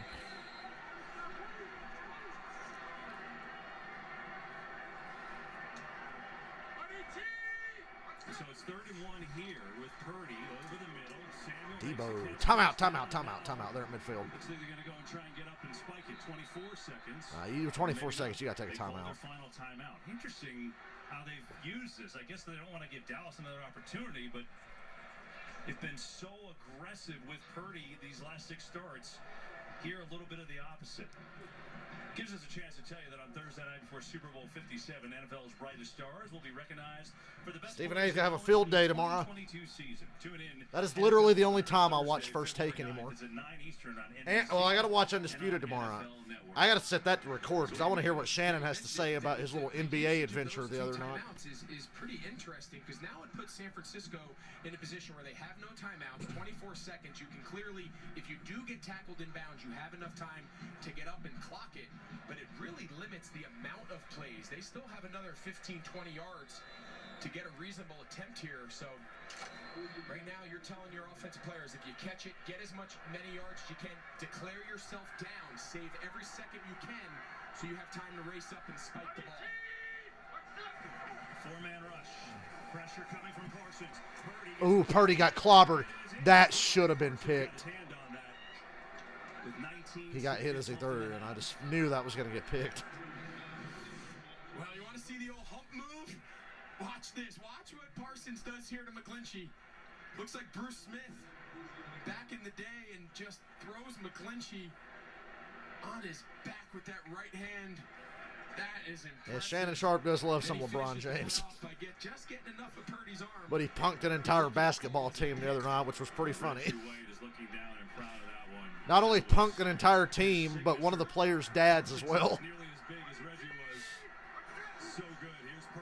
You could have called Kittle for a false start there, but they don't. Oh, Parsons again. Jennings out of bounds and in field goal range. Well, if you're Dallas, Go ahead and kick it. Backbreaking. A, to give him all this time. Look how far Juwan Jennings comes. He comes all the way from the right side of the field. If you just tackle him Jennings down, put the team on his back, though. expires. But Purdy has plenty of time. Jennings is able to get out of bounds, and got to imagine San Francisco is going to see if they can just pick up a couple more yards. I think this is a risk. I'd just go ahead and kick it. No timeouts, remember. Got to be quick. Purdy going far sideline, and Jennings Now is you kick the it. nearest receiver, but it's out of bounds with 7 seconds ago. Yeah, right now San Francisco is just playing a little game with the clock. They want to make sure that Just this kick field goal it. attempt is the last play of the half. If someone pops open, maybe you get 7 lucky, you seconds, take a just shot, fucking but kick right it. now, Purdy's just holding the ball, throw the ball out of bounds. Bring on Robbie Gold and just ensure that field goal is the final play before you go into the half. Robbie Gold was good from 53 yards in warm-ups. This is a 51-yarder as he stands right now, but 7 seconds left. Gotta go quick. Purdy's gotta get rid of it here. Purdy. Throws it. Ooh, he just got that out with 1 second. See, that's why you just kick it. They got 1 second, lucky for them. That is why you fucking kick it. You got a rookie quarterback. Everyone knows at home the clock does not stop until the ball hits the ground out of bounds. So not where it crosses the sideline. I don't know what made him come back to the wide side of the field. He started to the left. Just throw that thing in the Damn. bleachers to the left and be done with it. He panicked. Fortunate for him, there's still 1 second. Kick on the clock. goddamn field goal. Try out of it. Ooh, McCarthy's going to ice him. Think about it, why not? You see, he didn't even try the practice one. Well, that was a really weird last drive, but if Gold gets a field goal out of it, he'll take it. If you're Kyle Shanahan, no question. Yeah, that's all they were hoping for. There's a field goal, and they're going to have a chance. I don't know. So you see Robbie Gould going to go warm up. You know, it's interesting. They'll have a little discussion here, and like you said, Greg, Shanahan's like, you got to get that fucking ball out, bro. Still new to this. You got to see Matt Ryan on CBS today. Kind of roll his eyes. Whatever Shanahan said to him, he just Best quarterback to ever play in a Shanahan offense. Quote me on that. Listen, that's how you learn. You know, you can play in as many college games as you want. You got to remember, he's only had 6 starts in the NFL. I mean, he's a baby in regards to his experience. We forget that because of how well he's played, but so many of these situations that play out are the first time he's ever experienced them. So here's goal from 50. Remember when Trey Lance was meant to be this quarterback? Turpin is back deep to receive in case he 50-yard kick. puts it up there. Gold still perfect in the playoffs. 50-yarder. 9-6 at halftime. Perfect as usual. Or 6-9 if you look at the scoreboard. Very nice. With a 9-6 lead. And the first half stats after this kick, boy, Gold so clutch. Dallas defense is the only thing giving the Cowboys any hope whatsoever. He had a few more yards on that one, too. Now we take a look at those stats brought to you by Tubi. As we saw, the defenses playing a part in this one. The run game was tough sledding for each team. Couple big throws from Purdy, one on that drive, obviously, to Jennings. But the 2 interceptions for San Francisco, they have made a difference here, and they've got the 3-point lead. At the break from Santa Clara, I want to remind you to stay tuned. The Verizon Halftime Show with Kurt and the guys coming right up after this. It's take 2 for NASCAR's best.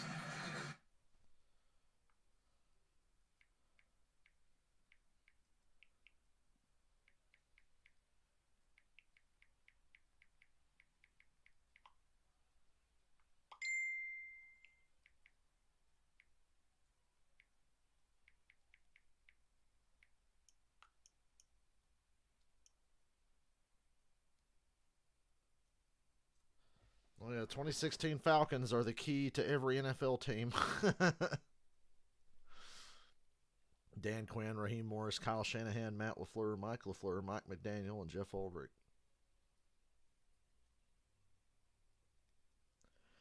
They were really good. Really good. Scored 35 points at the drop of a hat. Nope, there are no talks about a coaching change in Atlanta, and that disappoints me because I just know in my heart that Arthur Smith's not it.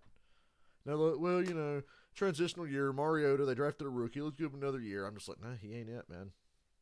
This dude's fucking philosophy sucks, and he's a shit motivator. He's like a flaccid penis as a head coach. Like, he's just not the guy. I know he's not. I don't know who the guy is, but I know it ain't him. But we're stuck with him for at least another year, maybe 2. I would love to have Flores, although Flores, as good as he is, he might be too far in the other direction of Arthur Smith. I don't know.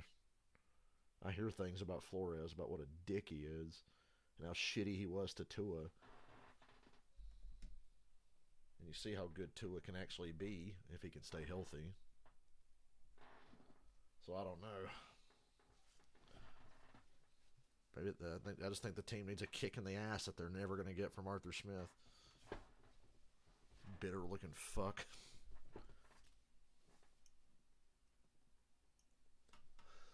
Network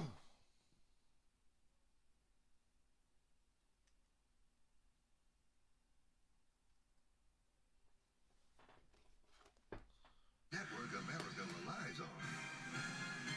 Well, a key swing in the final 90 seconds of the first half. Dak Prescott throws the second interception he threw in the half, and it led to a field goal, and that's how the Niners have a 9-6 lead. And we welcome you to the Verizon halftime report. Sean Payton with us, and Sean, we've seen good Dak and bad Dak. Nathaniel Hackett.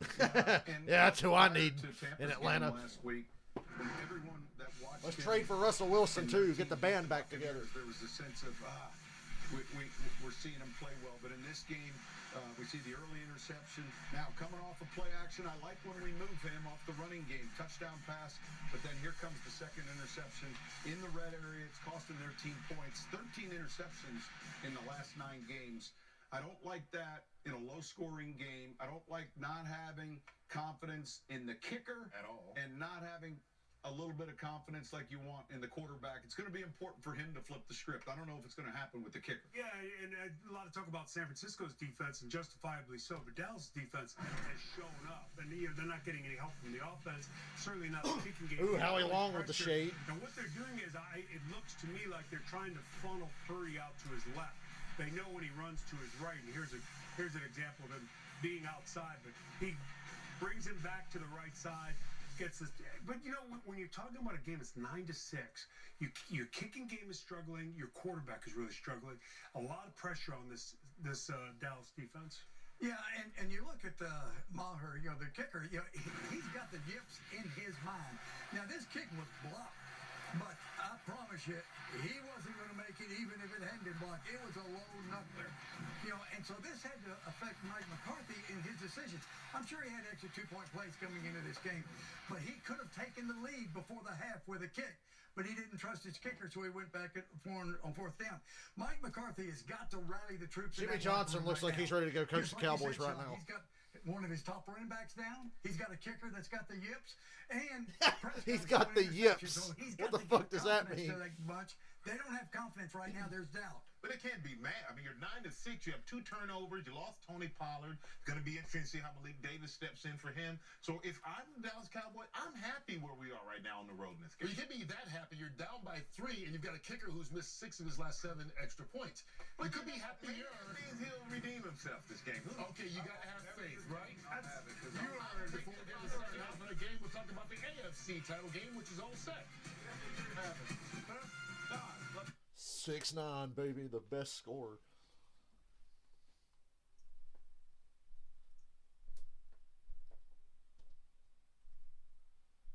The Cowboys are really going to do this to their fans again in a winnable game.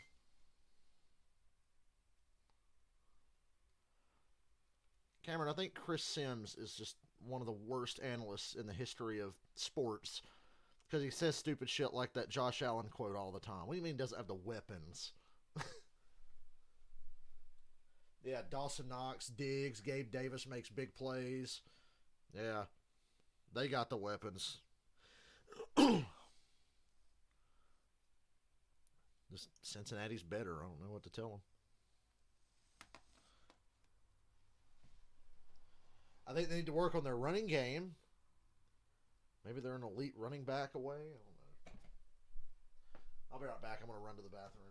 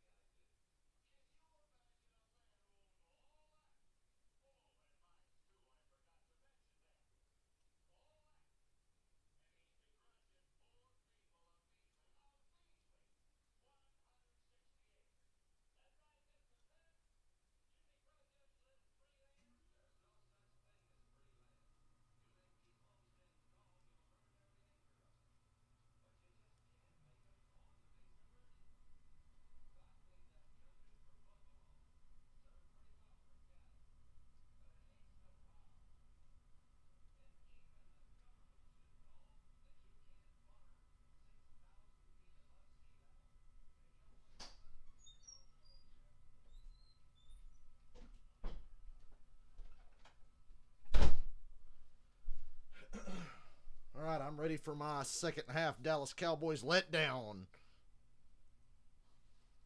Ted Nugent, the Great White Buffalo. That's a badass song.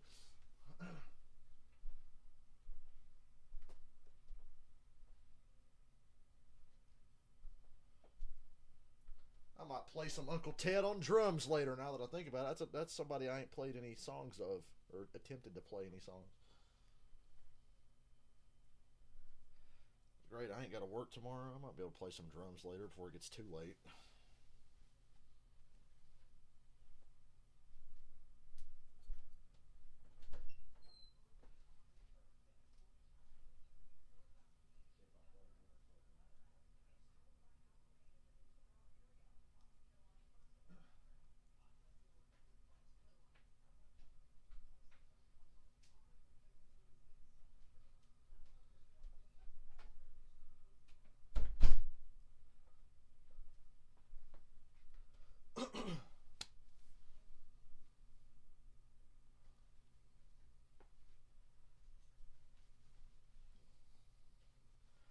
I had fun playing drums today, even though I didn't play that great. I was trying some different Metallica shit. I suck, but I can play like 80 to 85% of most songs when it comes to their stuff. I was doing like Death Magnetic and Hardwired stuff today because I got on my Spotify on the TV. And I was like, well, let me just look at these two albums because I'm like, I know there's a lot of shit on these two albums I can play. And I played Here Comes Revenge, Confusion, Halo on Fire, because I hadn't played those yet. And then I played Day That Never Comes, Cyanide, All Nightmare Long, Unforgiven 3. I played Suicide and Redemption. That is a 10-minute instrumental, and I actually did pretty well on it. I got lost in a couple, because it's hard to remember that song, because it's so long, and I don't listen to it that frequently. And there's like a couple of little transitions where I would fuck up, and I was like, God damn it. Yeah, gee, I wish it was snowing all week here. I got to mix up the genres. Like Steel Panther would say, nah, dude, I play heavy metal, I play hard rock. Satchel from Steel Panther. We're so diverse, man. We play fucking heavy metal, we play hard rock.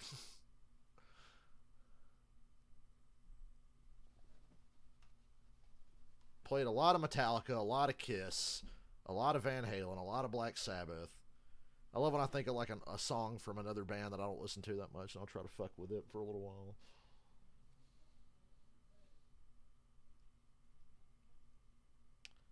I've even like played some Megadeth shit. I mean, you really can't get through a full song of Megadeth with a single kick drum, but I could play Sweating Bullets and most of Hangar 18. I pretty much get through most of Hangar 18 on a single kick. Now with Tony Pollard, we saw him go Creed. I gotta learn a Creed song now. I haven't really. See, that's the thing. I haven't really sat down and learned songs. Like I have songs that I know I can play, and I'll try new songs. And if I play it a couple times in a row, I can play it reasonably well. But I'm like, if I was in like a band or had a gig or something, what would my process be to sit here and actually just learn songs and make sure I know them? I'm not Larsing my way through and improvising shit. Like I know what I'm playing when I pick the shit I want to play, and if I don't know it, I'll listen to it and then play it a couple times in a row. But I should like make a list and be like, let me just learn all of these, and then just play them all in order. Gig Simulator, like in Tenacious D, but I'm actually playing drums. He will not return to this game. A high ankle sprain. We saw him leaving in an air cast. Asking Mike McCarthy coming out to the field. He just said the rest of the offense is going to have to. The Metallica shit is great. It makes me better every time I play. McCarthy didn't mince any words. He simply said, listen, he's got to do better, referring to Money Maher. I played Injustice for All. I can play that now. That's like 10 minutes long. I can get through that. Defensively, said we have to continue to do what we can to put pressure on Purdy. His message coming out here to begin: finish this game. You're in the right position. We have the opportunity. I like learning by ear. I can learn a song by ear really well, and it's even better if I can watch the drummer. Like if I watch a guy play a song, or I watch the drummer in the band play the song and listen, I can learn by ear. Against Robbie Gould, who is 28 for 28 his postseason. I'm never going to be, Obviously in favor you know, of San Francisco. Both these a real teams drummer. second half teams in the league. But I can learn by ear and I can learn by watching. That's how I know all those Kiss songs. I didn't have to practice Kiss songs. I know them. I just know them. I've heard them over and over. There's different approaches to them because Kiss has had 3 different drummers that all play vastly different from each other. But I know the songs. I know the Metallica songs, but those are ones, a lot of them I have to stop and go, okay, let me listen to that. How does that change your game plan? And he said, it doesn't. He said, what I need to focus on is our offense blocking better. He said, this Dallas defense is moving around. Here come the Cowboys to let their fans down again. Is it weird that I'm kind of rooting for them to pull it off? Is that weird? I hate on the Cowboys, and I'll laugh at them if they lose, but in the back of my mind, I'm kind of rooting for them. It's been a long quarter of a century. A little longer than that, actually.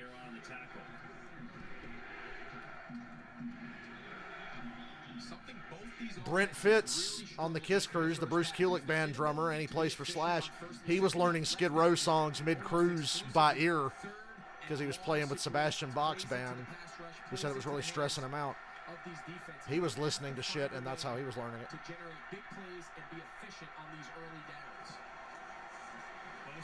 Dak a little gun shy there. Pump fakes again. Now he's going to run. Ooh! Got sandwiched by Armstead. Obviously, this will be 3rd and short, but 9 of the 15 third downs in this game have been 3rd and long. Yeah, and I don't care who you have at quarterback, whether you have Dak Prescott, a veteran, or you have a rookie in Brock Purdy. No team wants to make a living in 3rd and 7 plus.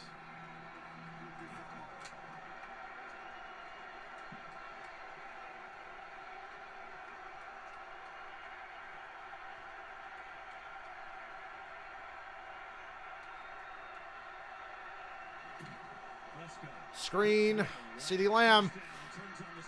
Good run, first down. CeeDee's got grass in his eyes. Yeah, nice play call here. You'll see 2 high safeties. Jimmy Ward's kind of out there in the slot by himself. It's funny, anytime I've looked up tips on drumming, I've watched videos like when I first got the drums, I'd be like, oh, that makes sense, and suddenly I'd get better.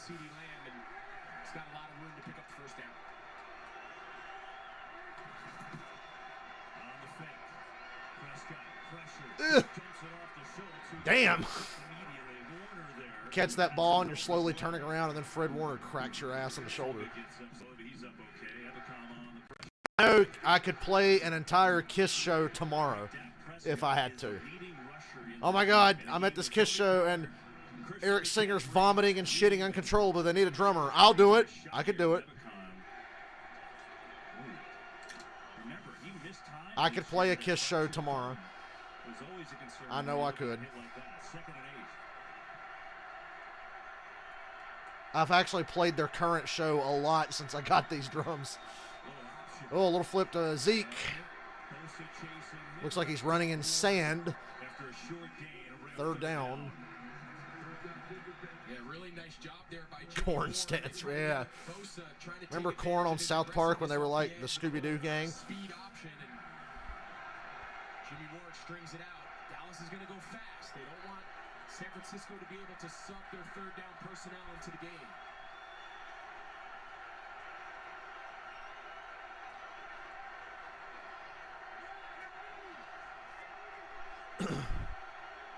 All this to drive down, settle for a kick that Maher's going to miss. And Maher would have missed that kick anyway. It was low and wobbly. And it's incomplete. Cowboys will punt. What a shame. Another great job there by D'Amico Ryans. Dre Greenlaw and Fred Warner, they were both up in the line of scrimmage, and then on the snap they bailed. You see Greenlaw, he got all the way up from on the edge of the line. So the races we're probably doing this year, Bristol Dirt, the 600, Bristol Knot Race, Charlotte Roval, Playoff Martinsville, and maybe we'll do another one. Dylan, I was thinking Atlanta. Atlanta's been shortened to 400 miles, too. Oh, no, the Niners fumbled the ball. I think the Cowboys have it. Oh, my God, the ghost of Kyle Williams has returned to haunt the 49ers. He was a double agent for Eli Manning. And he possessed the spirit of McLeod there. Yeah, I'm with you. I thought initially, after the ball was kicked, I thought I saw a Dallas play. Dallas ball. Oh, that's the break they needed. Let's do LA. Well, that's in 14 days. You know, if plane tickets didn't suck, I would do the LA race. If plane tickets didn't suck, I'd go to Fontana this year before they knock it down. Yeah, since we're not doing Darlington, let's do Atlanta. Let's do one of the Atlanta races. We're not doing Darlington because I'm going to see Alice Cooper that day. I should still be able to stream the race. Might have to leave early, I don't know. Sweep with CD. Here we go. Off the turnover. They're in the red zone. The interception earlier makes a sure-handed tackle there. And they're trying to get CD Lamb into this game. He has 5 catches, 32 yards. That's not the production, the explosive nature they're accustomed to him. So any way they can get him the ball. Jet sweeps. They tried to get him in the slot a couple times on some quick game. It's just a matter of time before it breaks. But as we said, yeah, that was a hell of a tackle. This game's going to come down to Dak Prescott and CD Lamb making plays in the passing game. Nah, I think both Atlanta races are Sunday races. I think there's 2 Atlanta races. CD again on these little short throws. CD's making plays, running the ball and catching. As you said, get him involved any way you can, and that time he used his legs for a 10-yard gain and his 1st and goal. Yeah, just real physical. Nice job here by Noah Brown, 85. He has Jimmy Ward on him, and then just a nice physical run. CD Lamb doing his best impersonation of Tony Pollard. I know Atlanta's about an hour longer drive than Darlington, but maybe it's worth it. Cowboys have 3 tight ends. They're all lined up at the top of your screen. I know we're doing Darlington in the fall, Southern 500. We're doing that. Ooh, nice catch by Schultz. Good tackle there. Al Shire on the tackle. The Cowboys got a gift from the gods. Yeah, you want to go to Chicago and get drive-by? Practice yesterday, not playing today. That's a big injury for them. All the criminals in Chicago are going to do a drive-by on the NASCAR race. I told you about that comment I saw. Is Bubba going to do a drive-by? Well, why? Because he's black. There's Zeke. Why give it to Zeke there? That's a fucking waste of a play. And what terrible vision. If he goes to the outside there, he might get a few yards. He's so slow, I don't think he gets to the end zone, though. I swear he had a lane out here to the far left. Cut it right there. Noah Brown was throwing a block there on Lenore. And Zeke might have gotten to the 1.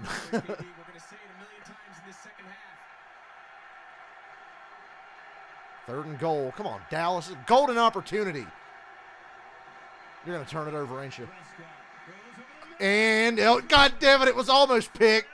That thing hung in the air for an eternity. And here comes Maher. Everybody hang on. Let's do it, Maher. That should have been intercepted. Zone defense, a ball pops off a shoulder pad that high. Lucky it hits the ground. This is it. They're all eyes right now. All eyes in Dallas.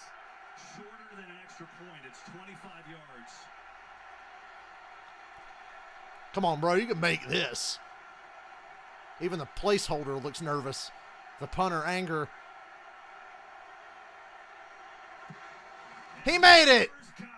Hey! Ties the game with a chippy. I think we'll do the March Atlanta race because I don't want to go burn my ass off. And, well, see, that's a tough call. Which Atlanta race do we do? March or... Because I just realized that the July race is a night race. March sounds lovely. Nashville's a bit of a drive, ain't it?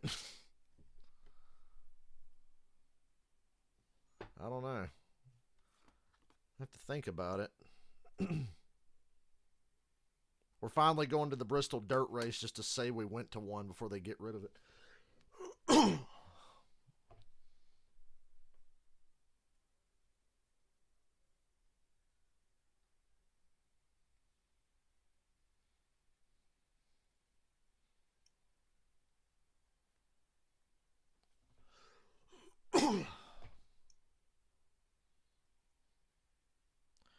Yeah, honestly, keep an eye out on like SeatGeek and shit for Wilkesboro tickets, because I would like to go to Wilkesboro, but I'm not paying what they, what they asked for. Cameron, do you want to do both Bristol races? Because we're doing both. Okay, let me run through this again. Let me bring up the schedule, actually, and I'll tell you the ones we're definitely doing and the ones we're thinking about doing. We won't do all the ones we're thinking about doing. We might do one of them. But we got a handful of races I know we're doing just because it's become a tradition at this point. So if you're looking for my streams, don't look for them on these particular days I'm about to mention. And I'm with Dylan. We'll do the first Atlanta race, and if it's good enough to make us want to go back, I want to see the fucking, actual full schedule NASCAR. Thank you. Full schedule, fucker. I'm trying to go through this.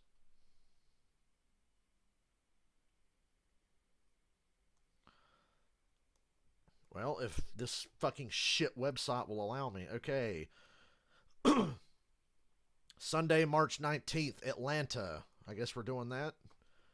Sunday, April 9th, on Easter, Bristol Dirt Race. We're going to skip the spring Martinsville race. Talladega's a little too far out of the way, I think, this time. Darlington, I'm going to see Alice Cooper that day. Wilkesboro is a maybe if we get a decent price on the tickets, but I doubt it. 600 for damn sure. Nashville's a maybe. Second Atlanta's a maybe. Daytona in the summer is, I'm going to say that's a maybe, but Southern 500, yes. Bristol night race, yes. Charlotte Roval, yes. And then Martinsville playoff race. So.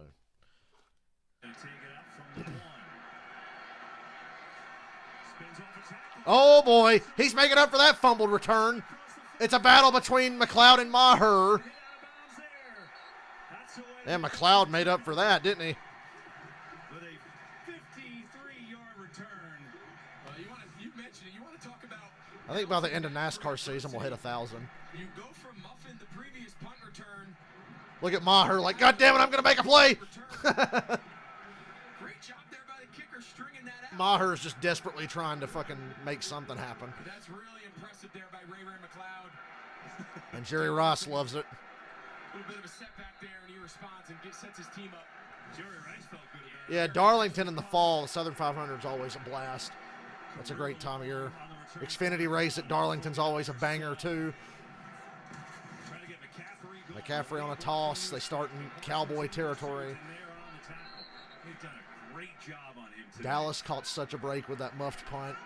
They tied it up again. Kind of hinted at coming into the game. He said, these last 6 weeks with Purdy, we've been so aggressive.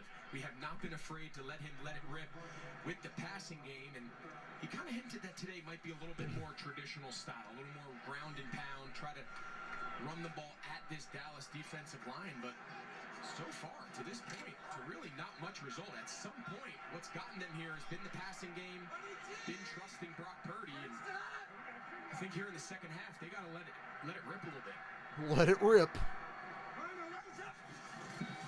Fake the toss. They hand it to Debo. If he can get... Lawrence made a great play. It's like if he can get past Lawrence, he's got a chance. But Diggs was coming down from the secondary, and he's fast. This Dallas defense just jumps at you when you put their film on. In this case, it's DeMarcus Lawrence, defensive lineman. Micah Parsons, of course. Most of these snaps, they've had 4 safeties on the field playing kind of hybrid linebacker roles. Dan Quinn told us, he said, I know they have some explosive players, some dynamic fast, but we got ourselves a few of those too, and he felt really good about his matchups, and so far, he looks right.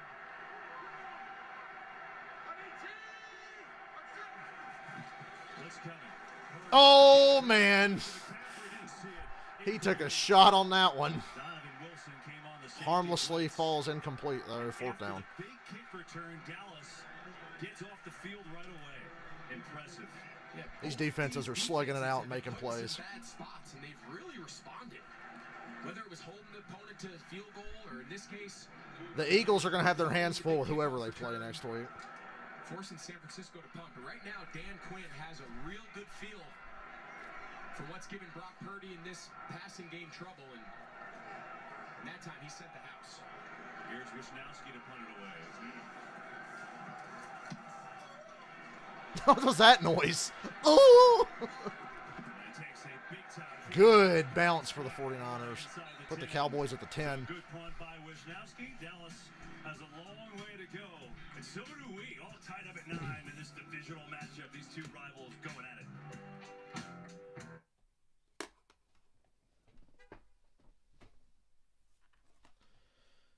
You think Daytona at the end of the regular season would be cool? But I mean, I know we're not made of money, so I'm just fantasizing here. One of these days we'll go to the 500. We're not getting there this time. But one of these days we'll fuck around and go. If I go to the 500, it's got to be a big trip. I want to go there for the whole week. Duels on Thursday, trucks on Friday, Xfinity on Saturday, 500 on Sunday, and then go home Monday. So whenever I go to Daytona, it needs to be a big trip. And I want to fly. I'm not going to ride in a fucking car that long. I will fly. And we'll rent a fucking car. I'll pay for the fucking rental car as long as we fly to Daytona. Flights to Florida from here are relatively affordable. Hell, with Uber and shit, I could go by myself if I wanted to.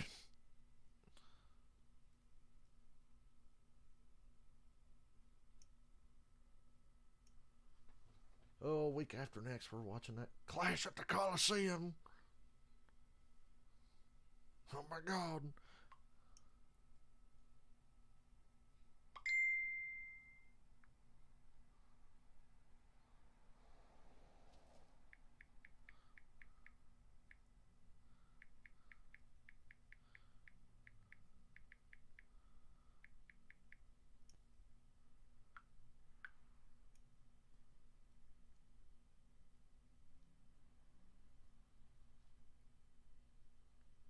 Get to watch Jimmy Johnson's comeback tour this year, part-time.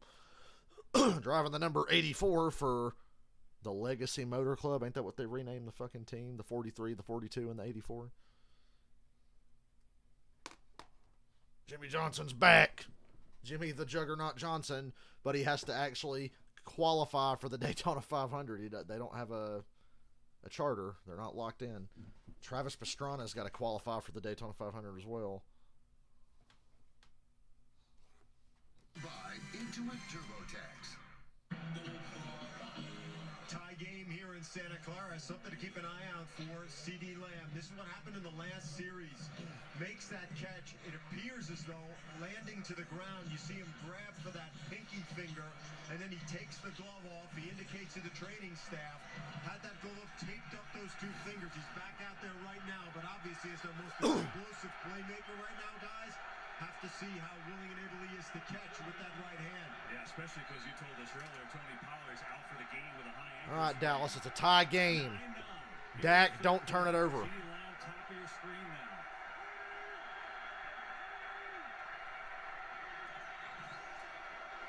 now. Fake it to Zeke. Don't know why anybody fall for that. And here goes Dak. Oh, pass interference, but it's still caught anyway. Holy Christ. That's the best play I've ever seen CeeDee Lamb make. The indication is on San Francisco. Let's see. It's pass interference on the 49ers. CeeDee makes the catch anyway. That is a great play call. Ballsy. I said take care of the ball. He throws it up. He kind of underthrows it, and it lets Lenore catch up and commit the foul. But great job by CeeDee Lamb. The ball's a little underthrown. That's what gets Oh, that high-end talent trying to save the Cowboys from themselves. Tape finger, PI contact. It doesn't matter, and they just flip the field in one snap. But great identification, understanding the best two pass rushers are standing on the sideline. As long as they're on the sideline, you got to keep that going. I guess the finger can't be that bad. That's a heck of a catch. That's the longest. Why the fuck is Bosa not in that game? 4 yards too. Yeah, there's no question. Georgia has the best mascot in all of sports, period. They're having trouble spotting this ball. Yeah, you're going to see they're going to remark it.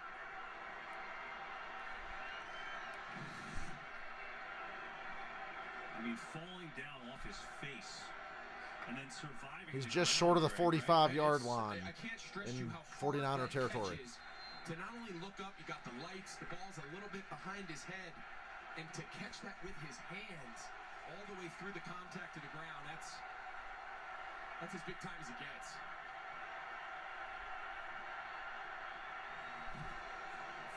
Fake it to Zeke. Throws it up again, and Schultz drops it. Yeah, Lenore, really, I think Lenore should have picked that off. And it's second down. Tonight, the premiere of Fox's new crime anthology series, Accused. Each week, a new case, different defendant, and an unpredictable story boasting an all-star cast. Accused series premiered tonight after the NFL on Fox. Cowboys go jumbo here. They've done it a bunch today. Avion Collins is that guy, number 76.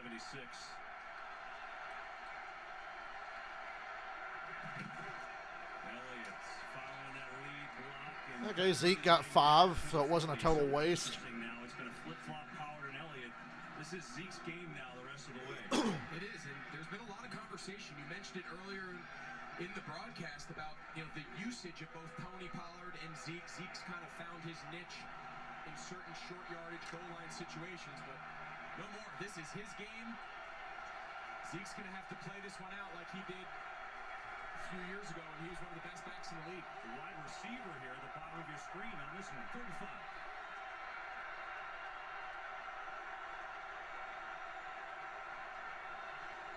35. Blitz, blitz, blitz. Oh, Lamb didn't see it till too late, and Warner had great coverage. Punt it away, play the field position. That's tied. Are we hoping for a Cowboys choke or a Shanahan choke? I don't know. Kind of rooting for the Cowboys a little bit, even though I picked the 49ers and expect them to win. It'd be kind of cute to see the Cowboys reach a championship game. They're going to go for... I don't agree with this. But you know what? They're at the 49ers 40, so it's not the end of the world unless they take a sack. Defense is playing out of their minds. You obviously are not going to kick a field goal anytime soon. Until you're like inside the 10. They're not going to snap it. They're not going to snap it. Pussies!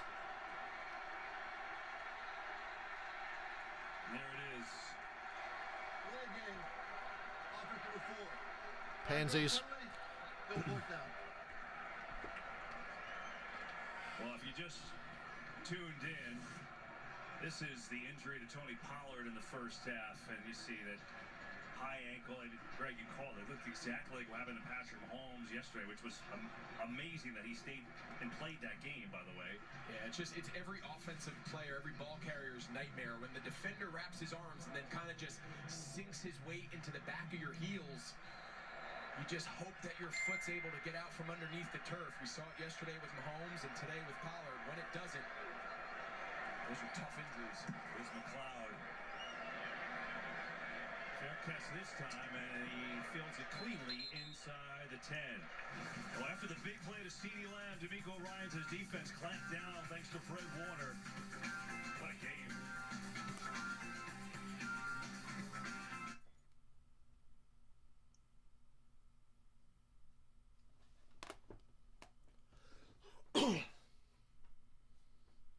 Yep, figure we skip the spring Martinsville race and do the playoff one.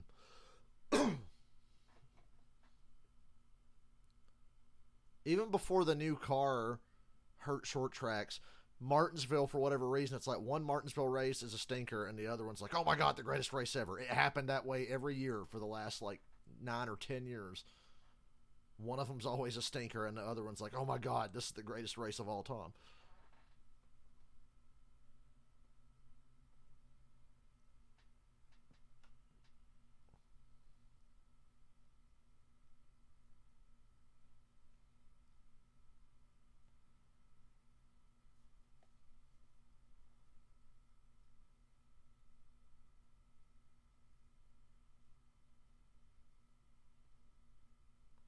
And I know Chris Buescher won that Bristol race we were just at a couple months ago, but it should have been Keselowski. He got fucking robbed. Keselowski blows a tire, and it's like, no caution. Bell has a tire go flat and doesn't even hit anything. Caution! As soon as the tire goes flat. Ever going to do Indy? That's a possibility. I feel like I'm waiting for them to go back to the Oval, even though you can't see shit at that race, but it would still be a cool thing to go to. And I predict next year on the, 30th anniversary of the first Brickyard 400, they're going to run it again on the Oval. That's my prediction. It would make a lot of sense. Be a good way to relaunch that race that desperately needed a break and needs to be relaunched. If you remember, the Southern 500 went away for a while, and they brought that back too. So, although the Southern 500 never should have went away because nobody asked for it to go away. It was just NASCAR being stupid. We need to, not go to Darlington anymore. Can you believe those fuckers were like, yeah, maybe we won't go to Darlington anymore? Like, how stupid are you? Mid-2000s NASCAR. Yeah, we're just not going to go to Darlington anymore, they said. They were trying to get rid of it completely. One year, maybe we'll just do Crown Jewels, fucking Daytona 500, 600, Brickyard, Bristol Night Race, Talladega, and something else. Yeah, they're racing at Watkins Glen. I don't think Watkins Glen is ever going away.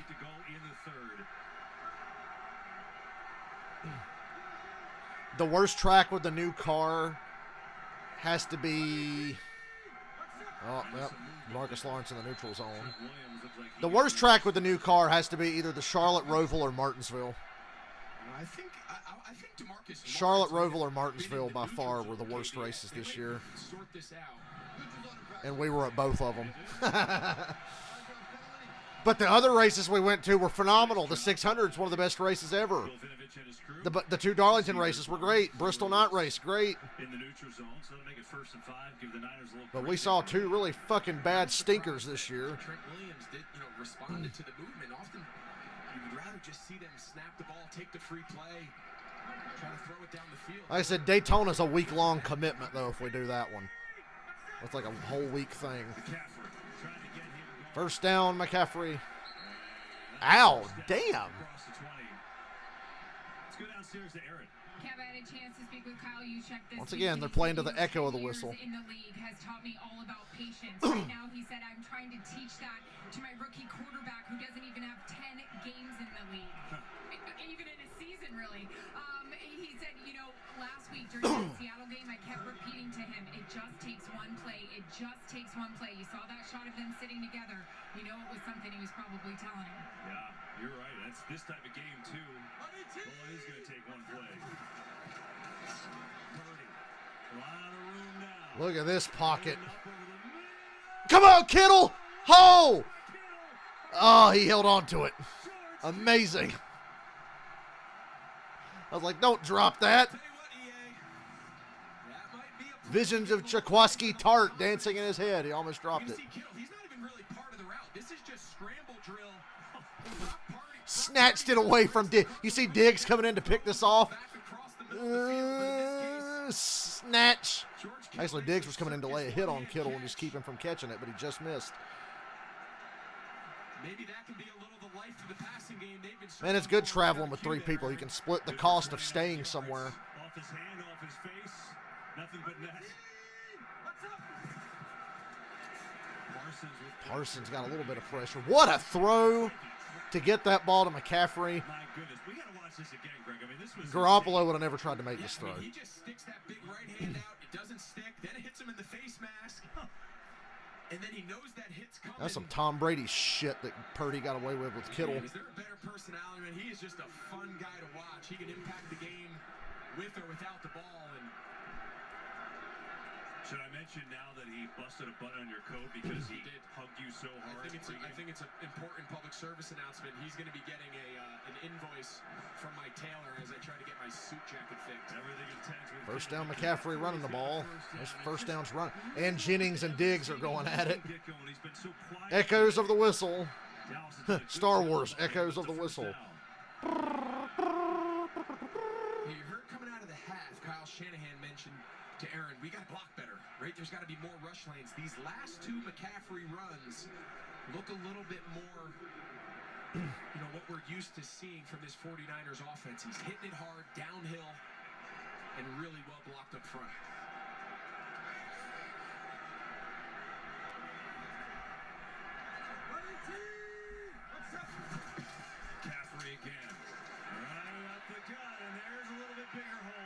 5-8.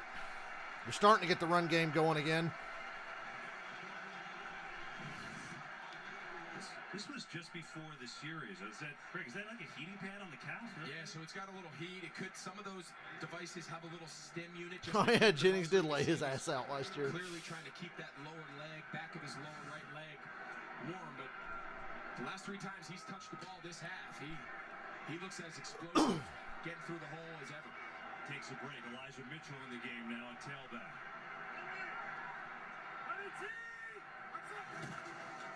Second down, Mitchell. Through the hole, first down. Mitchell running hard. You better go down. You don't want to get stood up and stripped. And another first down. Yesterday, imposing their will late in the game. We win like last year's game. Just grind it, power through them, and they haven't been able to do it, but this drive it's starting to happen. Yeah, and it all came off the big pass. LeGarrette Blount at his best was ridiculous. The great catch by Kittle. He was like a cheat code. This entire series, Micah Parsons has been playing defensive end. We showed you earlier in the game playing off the ball, his ability to pursue sideline to sideline. Got to imagine he's going to be back. Yeah, look where he is now. He's back at Mike linebacker, getting him around the ball. Mitchell, not much there.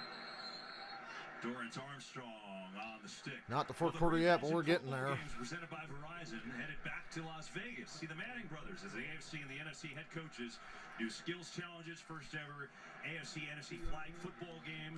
It's Sunday, February 5th, 3 Eastern on ABC, ESPN, ESPN Deportes, and Disney XD.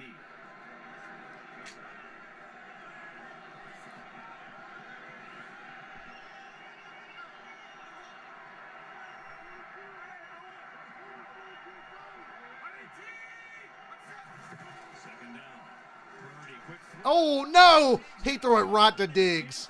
Past Ayuk, straight to Diggs, and Diggs dropped it. Or maybe Ayuk got a hand on it and threw it off. I don't know. The look here, KB, see if this ball was tipped. I think it might have been tipped. Oh, it went right through Anthony Barr. And Diggs had it in his belly. Oh, what a pick that would have been. Fuck. Look at this formation, Greg. Have everybody over the right side. I think it's a legal formation. Jennings needs to be on the ball here to the left. There we go. Good eye by Greg Olson. Sack. DeMarcus Lawrence. Flag in the secondary. He's doing a dance at the 3-yard line. Hit Donovan Wilson for holding. He's matched up one-on-one. They bring the house. Oh, yeah. A little bit of a flop, but a foul. That's a backbreaker. That's brutal. That's the difference in the game right there. Remember that for later, the holding on Donovan Wilson. It's kind of the one you're looking for. You see him wrap like that, turn him, take him to the ground. Quarterback still had the ball. Purdy was not down yet. It's the right call. And so it's 1st and 10. This final minute of the third quarter. This has been the George Kittle drive. The big catch off his face and now draws that penalty. And it's 1st and 10 from the 15. I'm a big Brock Purdy fan. They get the first down off the penalty. Here's Debo cutting it back, and a flag comes in. I think they might back the Niners up on this one. Maybe lost a yard or two. Lawrence and Barr were there. Now let's see what the flag is. Or is it on the Cowboys? Yeah, the penalty flag was thrown from way back behind the secondary of the defense pretty quickly into the start of that play to Samuel.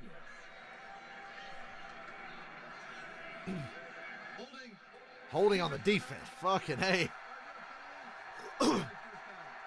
Cowboys, who notorious for taking penalties, and they've had a clean game today until the last 30 seconds. And yeah, that's a hold.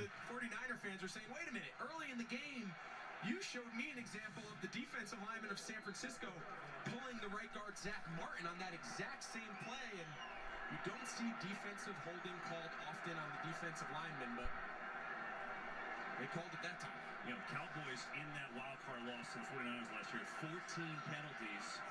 Got to run one more play before the quarter ends. Final seconds, third quarter. Ooh, use check. Go use check. Stood up at the 3. As the use check, the juice chance. Little fullback action there. And that'll take us Fourth to the end of quarter, the Niners third are knocking on the door. A touchdown is devastating in this game. You see how hard it is to just move the ball. Big Tom, Big Cock Brock.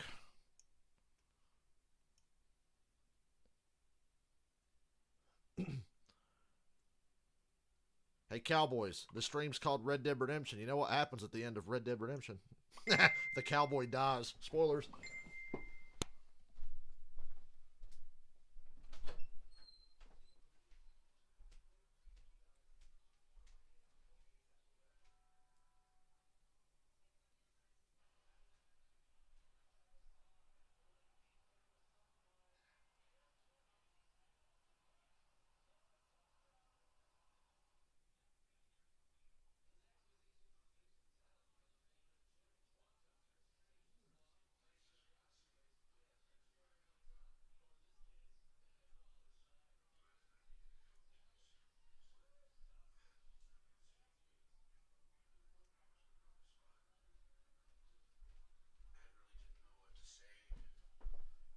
I'll be right back. Axl Rose did a eulogy for Lisa Marie Presley. I gotta go watch that. Hold on.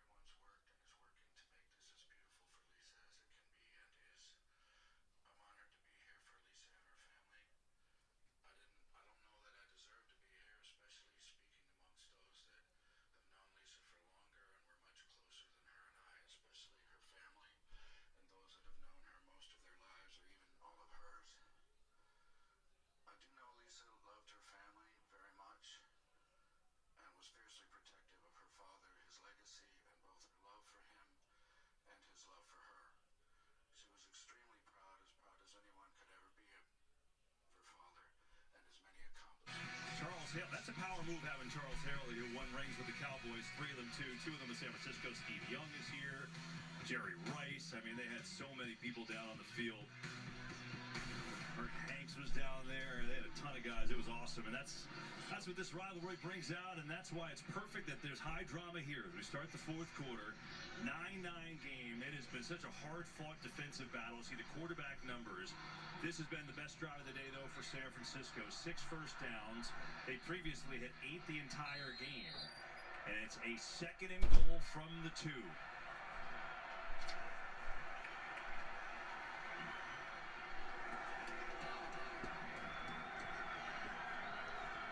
All right. See if they can punch it in. And McCaffrey's in. Touchdown. Well, that was easy. It was a grind to get there, but he made that look easy. Well,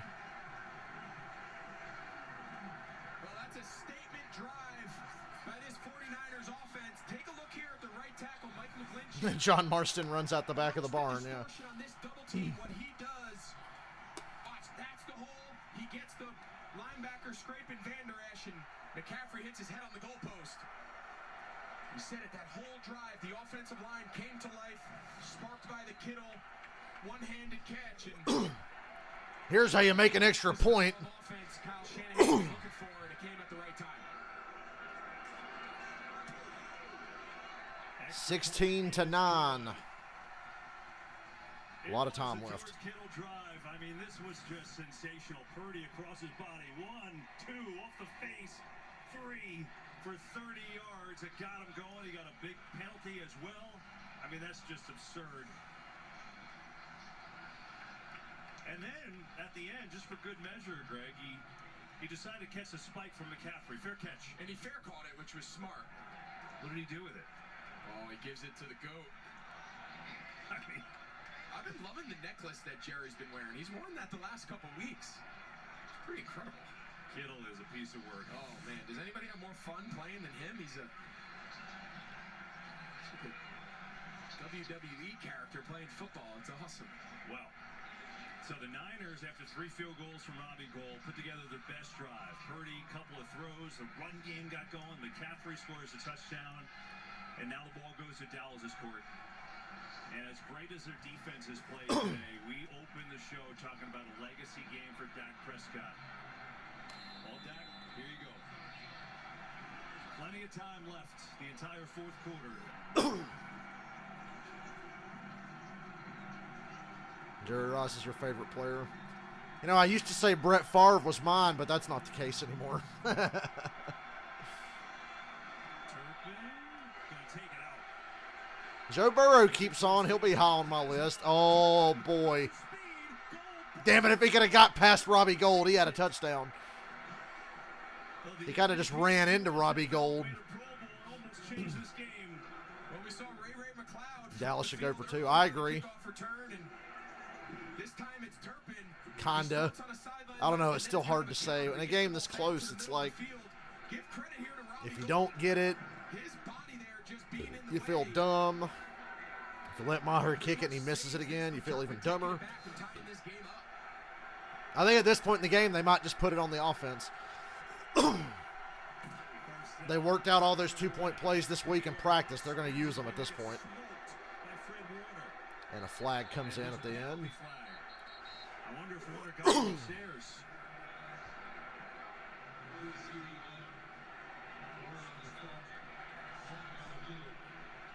Yeah, I'm with you, Ken. I think the timing of when that flag was thrown, it came shortly after Fred Warner and came over and laid a big hit on CeeDee Lamb.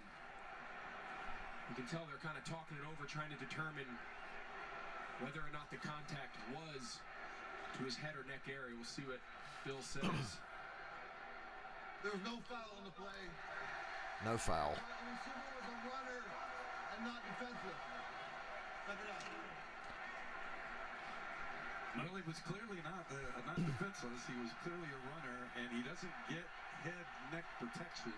So that's what was called, and that's what they took it off. But it almost could have been a good shot. Yeah. So there's the call to no call after the Lamb catch for 6. Back to Zeke. He's so fucking slow. That was a great tackle, though. He should have had a first down. I think he's just a hair short. Here comes a third and, I don't know, a foot. They're bringing in the jumbo again here, Collins.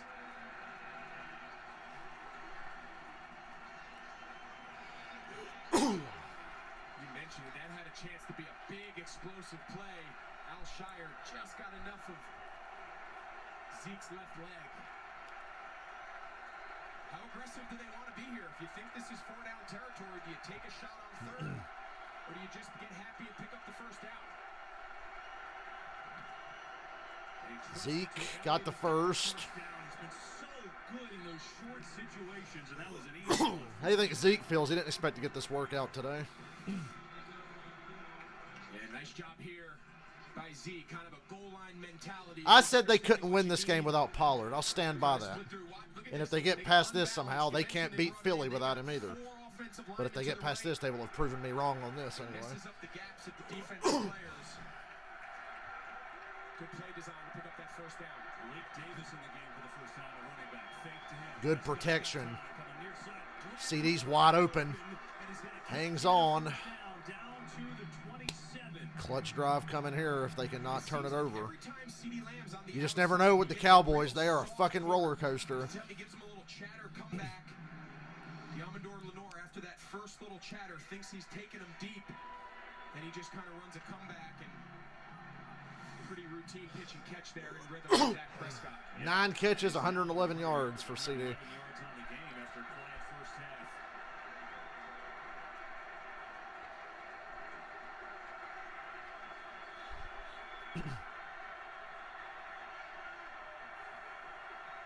Safety's coming off the edge here. Oh, look out! Oh, he missed the tackle! And they clean it up. Thought Dak was going to get out and make a play. Talanoa Hufanga came flying in there. That was a Madden play-action fake moment there. Surprised. Typically, when a defensive player comes up, somebody's got to push out to him. That's where Tyler Smith and Connor McGovern are working. Not sure what caused it. Typically, there's some sort of alert, out, something that alerts them to go out and protect that edge. If not, you're handing the ball right off into the teeth of the pressure.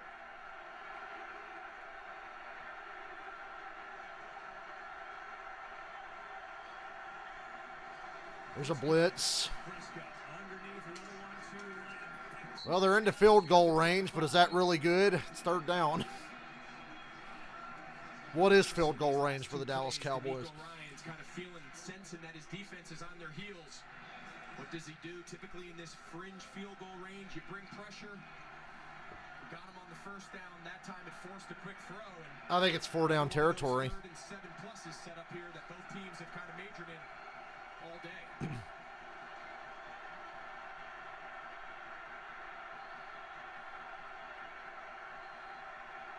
Yeah, I think it's 4 down territory. Oh, that was almost picked. CD was wide open and he missed it behind him. Now you got to try to kick the field goal. Here comes the field goal unit with Maher. That 4 down territory was if you got a few yards, not now. Having his first extra point in the box.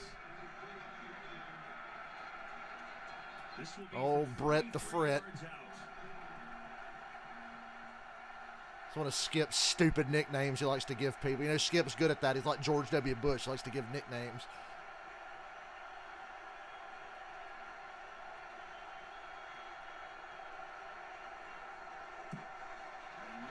He made it! Woo! 43-yarder. There you go. He made a chip shot. He made a 43-yarder. He's fine. Oh, but it would be a 3-point game if that extra point didn't get blocked earlier. Oh, just saying. And that's huge right now.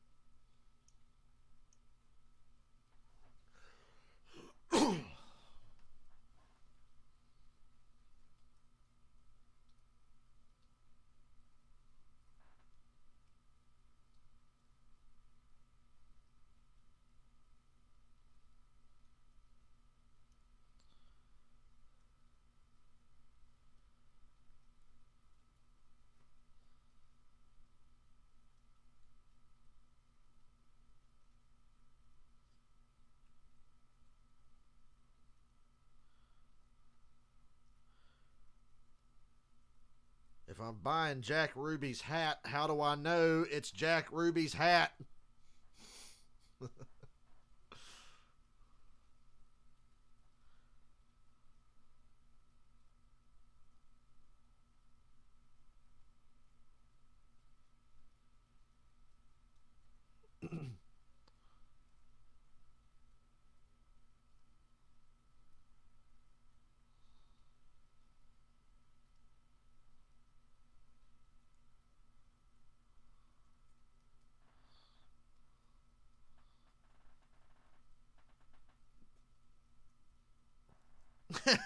Somebody reported Josh Allen sat at his locker still in his uniform for a long time, just looking at his phone and looking almost shocked. He just now got in the shower. And then Barry McCockiner said, "Hey, can we get some details about his shower, please?"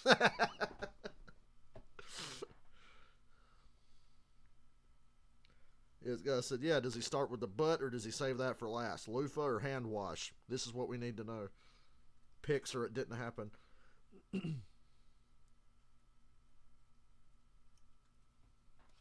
Yeah, that was a bad one today to get beat that fucking badly when you're supposed to be one of the best teams. Just as good as your opponent, if not better. Hell, you were favored by 6, which I'll never understand.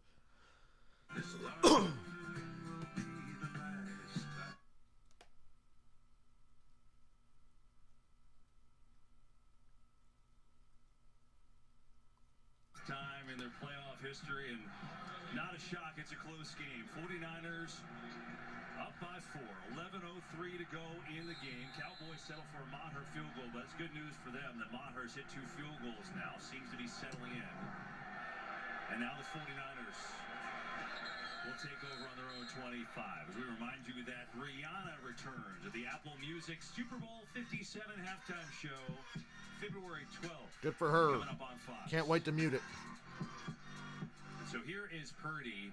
We're talking to him this week, and you said it like we could. Lee Harvey Oswald stole the motor. That was that episode. He's arguing with the dude on the phone about buying Jack Ruby's hat. How do I know it's Jack Ruby's hat? He doesn't seem like the typical wide-eyed, kind of just happy to be in the moment. And he feels like, hey, I belong here.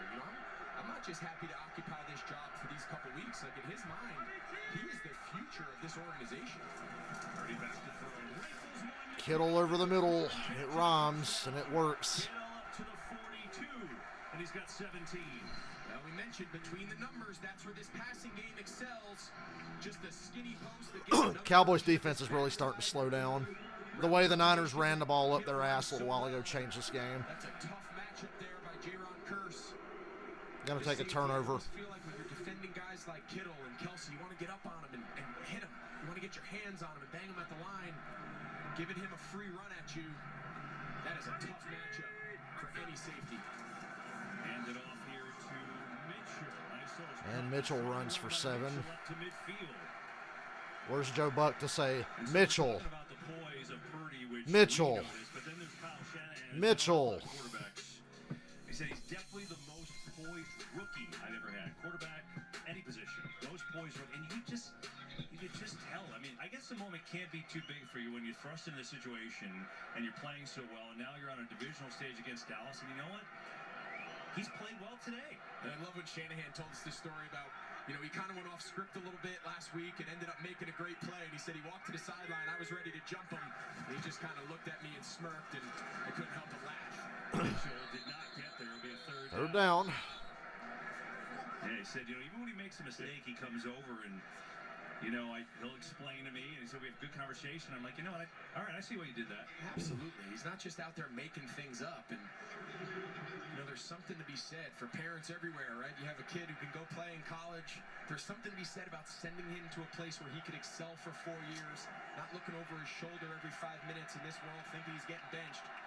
4 years in school, played a lot of ball, and has prepared him for this moment. And now 3rd and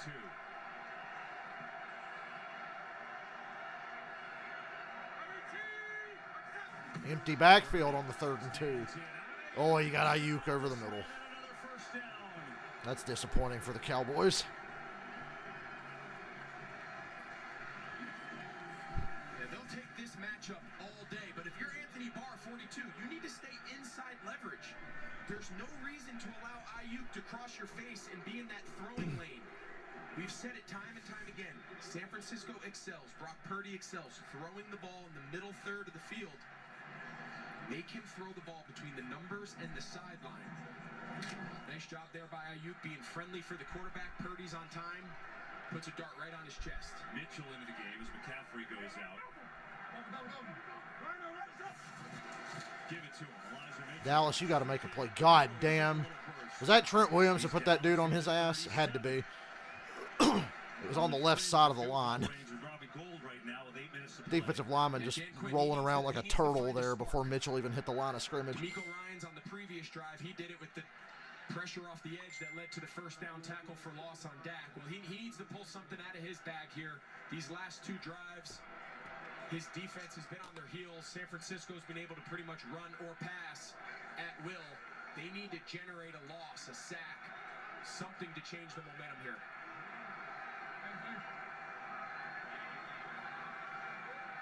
Play clock winding down. And looks like they are content to call a timeout, and so they will. Timeout San Francisco. Their first 7.5 to play. 4-point lead for Kyle Shanahan's bunch.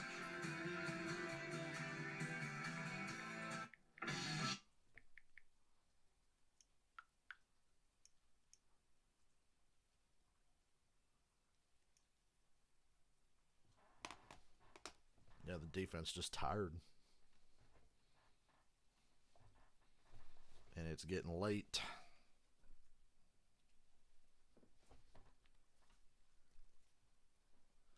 Man, I'm glad I got Mondays off.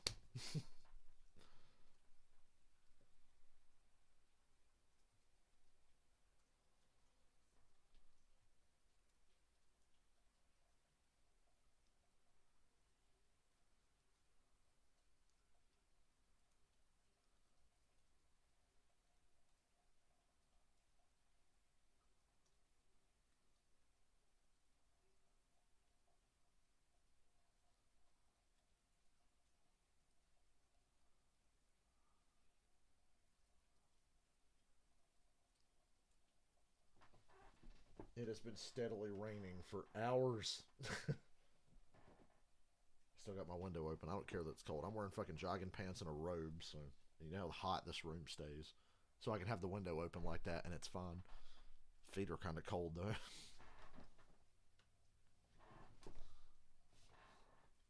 It's okay. It's like 35, 40 degrees outside.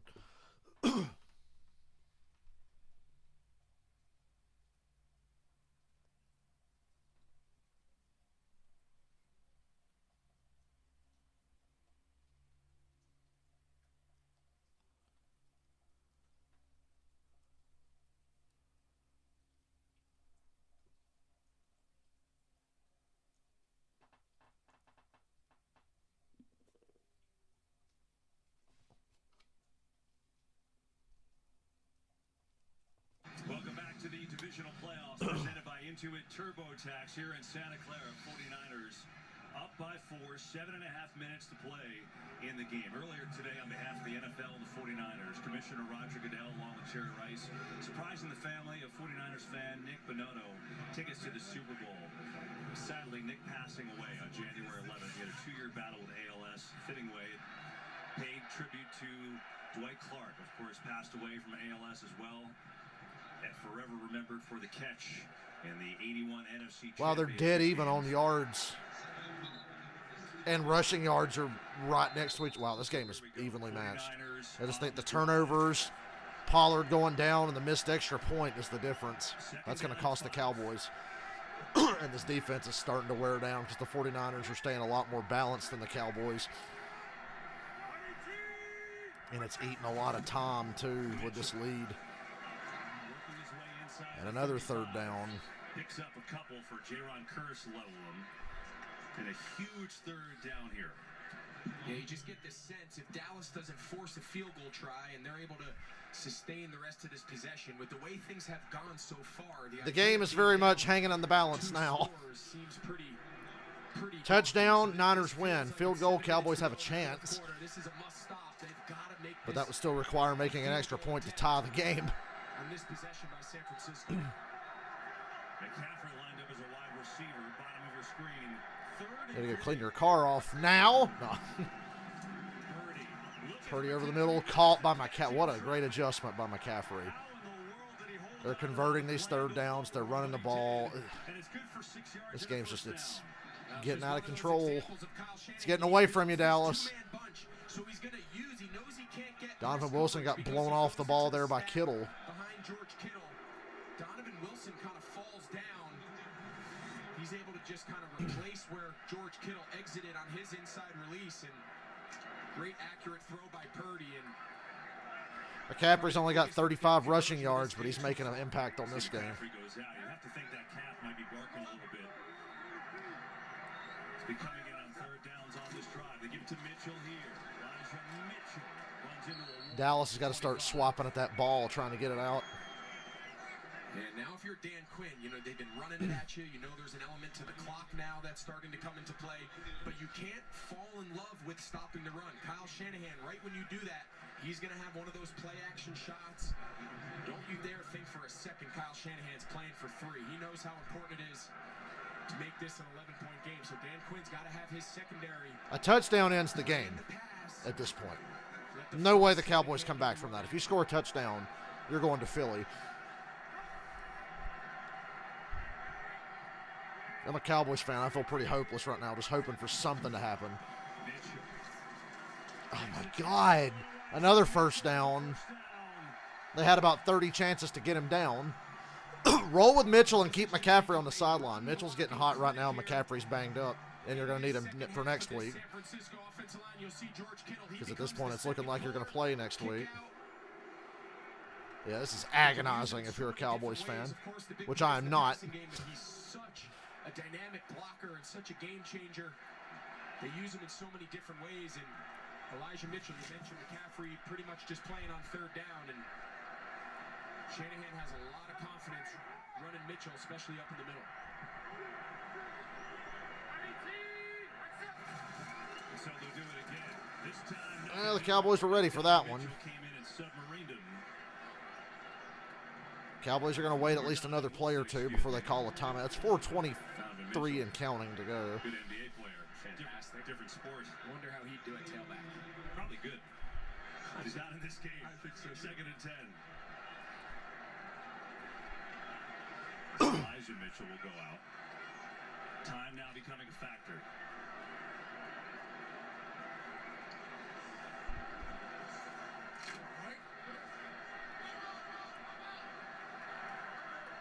Juszczyk playing wide receiver. McCaffrey back in the game as well.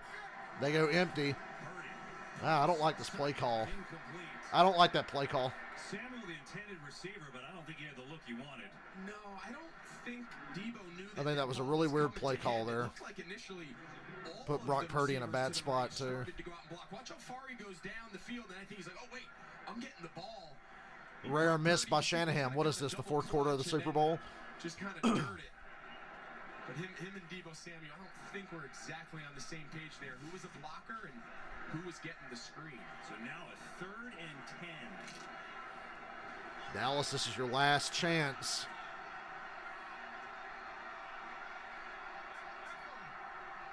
Your last chance. Need a play. Here comes pressure. And they tackle him about 4 or 5 yards, about 4 yards short of the first. Take the field goal. Cowboys made a stop. 3:34 and counting. It's a big stop there.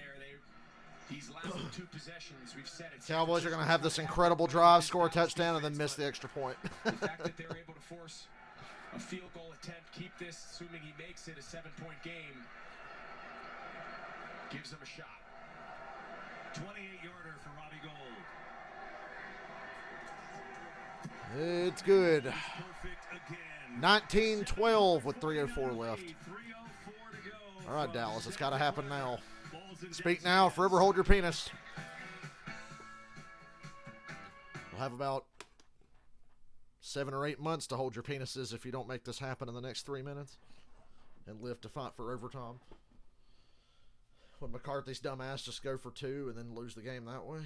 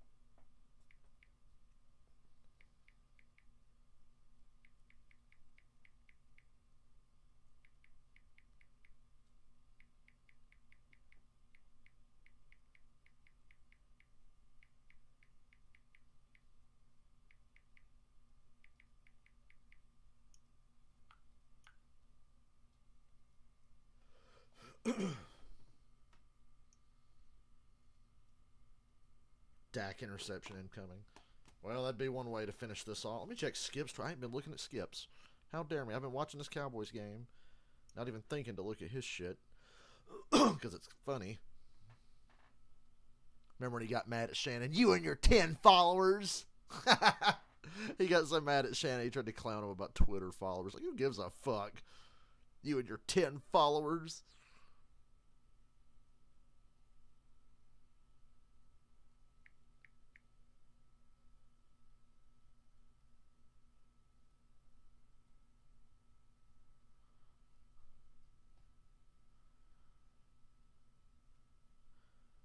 Skip says go for 2. His last tweet was final 20-19. He says go for 2. 6 minutes ago. This is just hard to watch. Rush the passer. Blitz. Do something. Blitz the kid. Blitz him. Just blitz him. Just once. Turpin gonna... Ooh, I don't like that hesitation by Turpin there. And that's probably going to cost him a few yards. Take a look at today's next gen stats powered by AWS. Yeah, Skip called it. Final. Cowboys 20. Niners 19. So let it be written. So let it be done. I've got to kick the... I don't know. I got to kick the extra point and play for overtime. You're just happy to be at the game at this point. 14.7% fewer passes than what the baseline average would be. So he's clearly underperforming versus the pressure. And the 2 picks today... If they can even get that far. What does Prescott have in store? Oh! He hit Greenlaw right between the 5 and the 7, and he couldn't catch it. There's your dropped interception. Wow, talking about Ooh. time. Ooh. Greenlaw, he's just going to jump this Disgusting. by Dalton Schultz. I just feel like that's Wait. a little late. There's not a real good window there. He's got to just work back. That was a pick 6. He got lucky there, and Drake Greenlaw knows it. Why do I have sympathy for the Cowboys?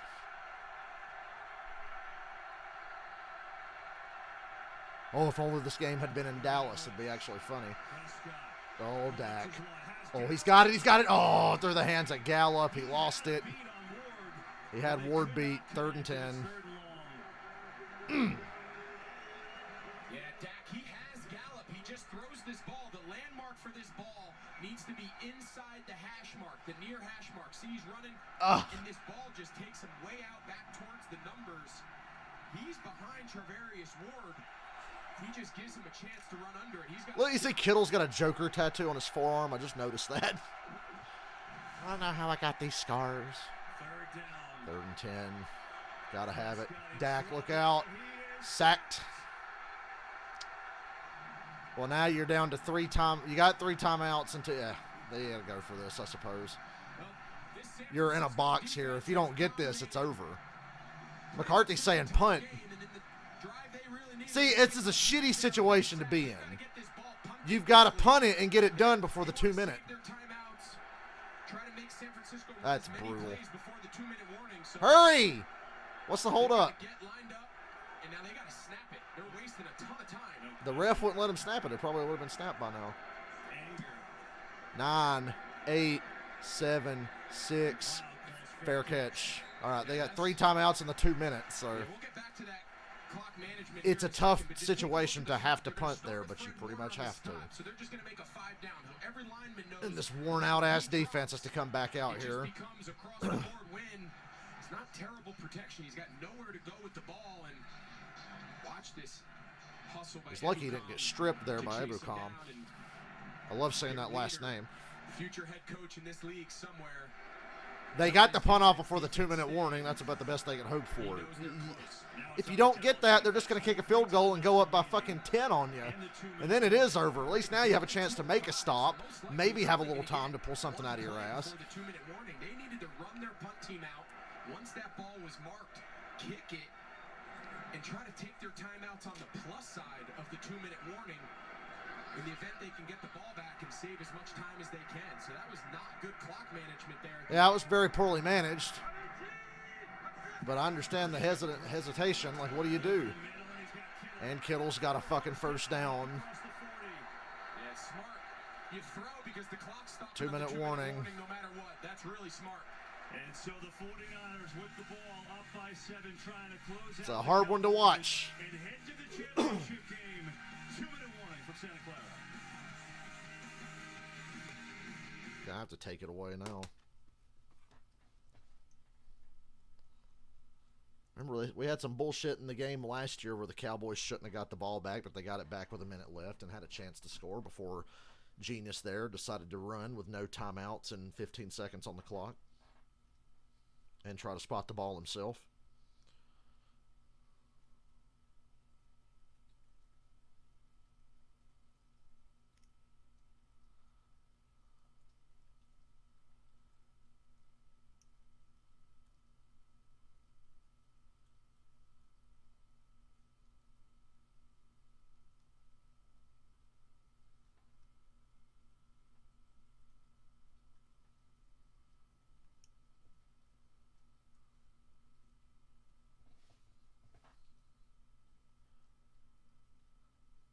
Zeke has 10 carries for 26 yards, and Pollard's been out of the game for quite a while now.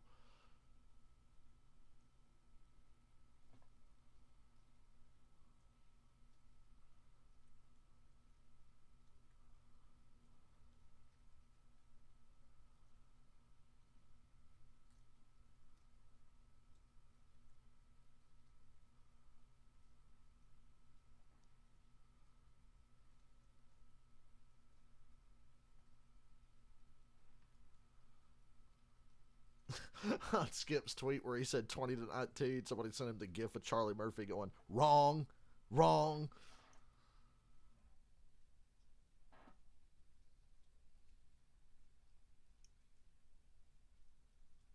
Yeah, eat, Zeke, eat.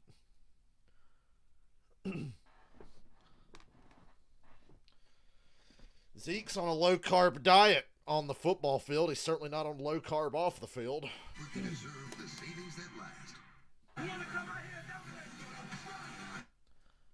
We're going to get 2 outdoor cold weather conference championship games. That's the way it should be. None of this dome bullshit.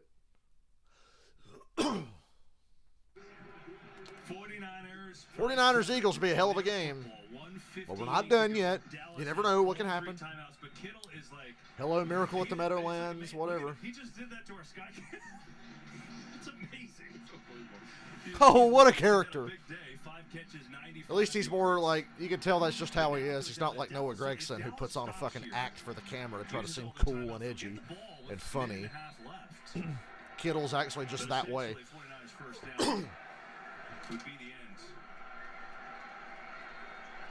To that last first down they picked up on the pass play. Just great strategy, great use of the clock there by Kyle Shanahan. Gonna run it here though to Mitchell. Up the gut. And Mitchell. Timeout. Not much there. The Cowboys will use their first timeout. Championship weekend presented by Intuit TurboTax kicks off next Sunday. The NFC Championship on Fox at 3 Eastern, followed by the AFC Championship on CBS at 6:30 Eastern. So we will be in Philadelphia taking on the winner of this one. And then the Bengals in Kansas City. The divisional weekend, the Chiefs, Patrick Mahomes hurt, somehow came back to the game with a high ankle sprain. They won. Eagles just what is that music? The Giants last night. Jalen Hurts and company rolled. The Bengals dismantled the Bills today. Impressive in every way, offensively and defensively. And ho-hum, they went to the Super Bowl and they're back in the title game. And they've beaten Kansas City 3 games in a row. By the way. What a job by Zach Taylor. I mean, I'm not sure why he doesn't get more like national conversation about the job. We've streamed all 3 of those Chiefs-Bengals games in the last year. Here we go. This is it right here. This is one first down and this thing's over.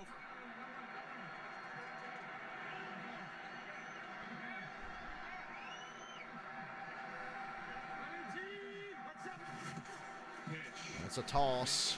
A lot of blockers. First down and a lot more. He did go out of bounds. He did go out of bounds. That's a little bit of a break, but not really. And Shanahan just said, God damn it. You can see the sideline yelling at him. He's just got to give himself up. Just get past the first down, yard to gain, and then just slide. Just stay in bounds and keep that clock rolling, and the game, in essence, is over. That's a big mistake. Yeah, it's not over yet because he got out of bounds. I can't believe that play worked. That was like the longest toss sweep I've ever seen. Look at Jerry. Emperor Palpatine up there.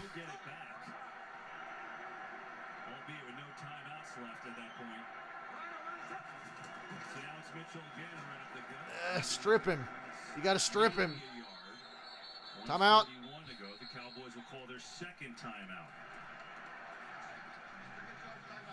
So if you're Kyle Shanahan, you're just going to run it here, right? Yeah, you're just going to run it. You know they got one more timeout remaining. You are going to milk this clock that if you don't pick up a first down, of course, the goal in these next 2 downs, of course, get a first down, you take a knee, you go to the NFC Championship.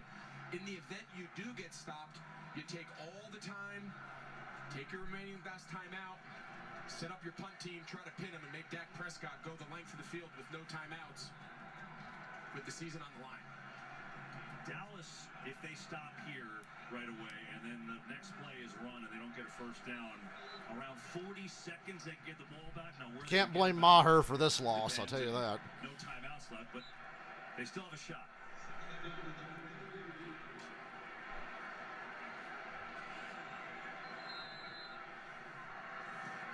The divisional round is the ceiling, ladies and gentlemen, for 27 years. Mitchell and stop. Timeout. Okay, third down. Last timeout. They'd have like 45 seconds left if they can pull this off. So you just assume, unless San Francisco can pop this 3rd and 8 run, take the entire play clock down, take a timeout, bring your punt team, and see if Dak Prescott's got a little magic left in him. I mean, is it just me, or is it setting up exactly like the end of last year? It is. I said that a little while ago. I was like, the Cowboys should have never got the ball back last year in that game, and they did. It's absolutely just like last year. All of your timeouts. You go back, you got to think, we'll see how the rest of this game goes, but Mitchell not going out of bounds. Saved Dallas one of their timeouts, saved them 40 seconds. So first things first, 3rd down. 49ers get a first down here. That's it. Oh, boy. Christian McCaffrey's back in the Michael says 4-down territory. It's a pretty high likelihood the ball either ends up If you get a few yards, though the Niners did that last year, and remember, they got stuffed. Garoppolo was just short of the line to gain, remember? Remember that? They're going to throw. They're going to throw. It's a short pass to McCaffrey, who's tackled for a loss. So the Cowboys are going to get a chance, a very slim chance. Diggs. You see Diggs over here trying to go to your fucking sideline, Dallas.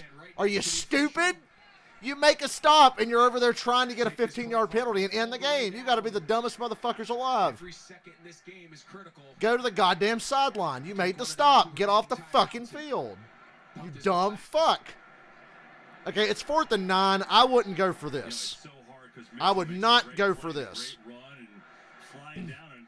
If it was 4th and less than 5, I'd consider it. Yeah, just right there. Once you knew, you know where that yard is. You know where that first down line is. I would consider it if it was under 5 yards. You were sliding into second base, man, feet first.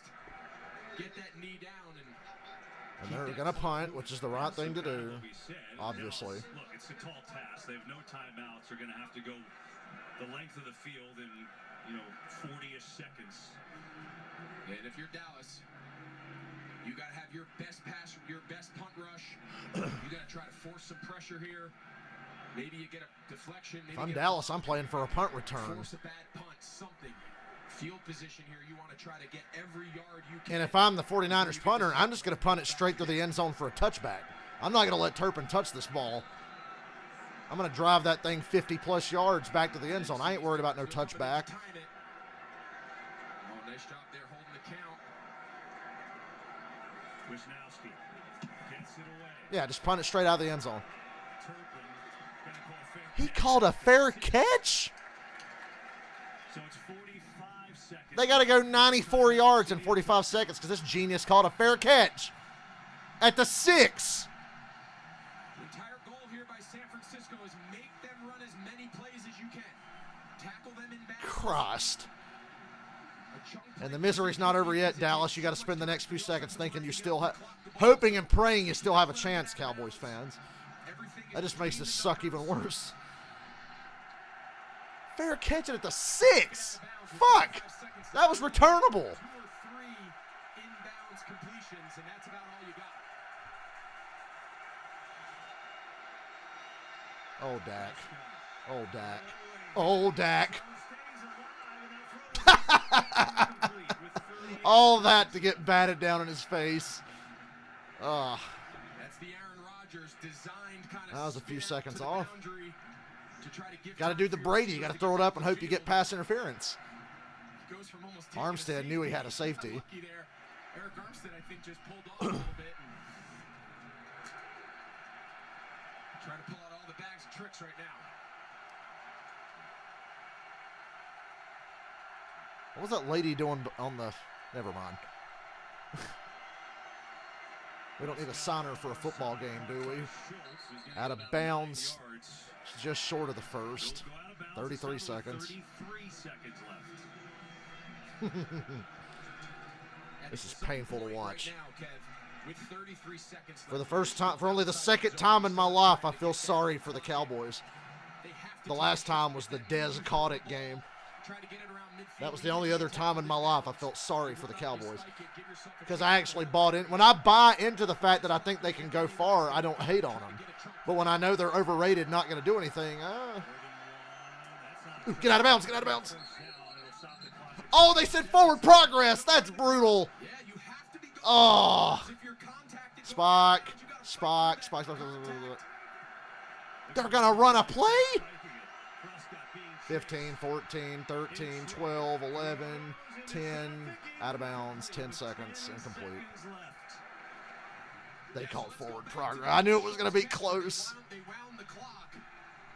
I can hear the Cowboys fans have their reason to be mad now. If you are contacted by the defender, so you see how Dalton Schultz is kind of running sideways? Travarius Ward, he knows. Ward knew the rules. He knew. You've got to turn up, be physical into contact, and get that official to stop the clock. 10 seconds left. This is sad. Sad. Schoolyard bullshit. With 10 seconds, it's schoolyard bullshit. Prescott throws far side. Schultz out of bounds with 5 seconds left.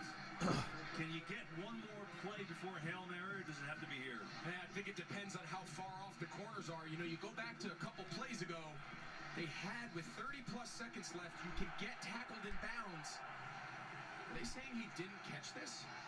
I don't know if he got both feet down. And determined that Schultz never got his foot down. I wondered that when he caught it. I was like, did he get the second foot in? Left.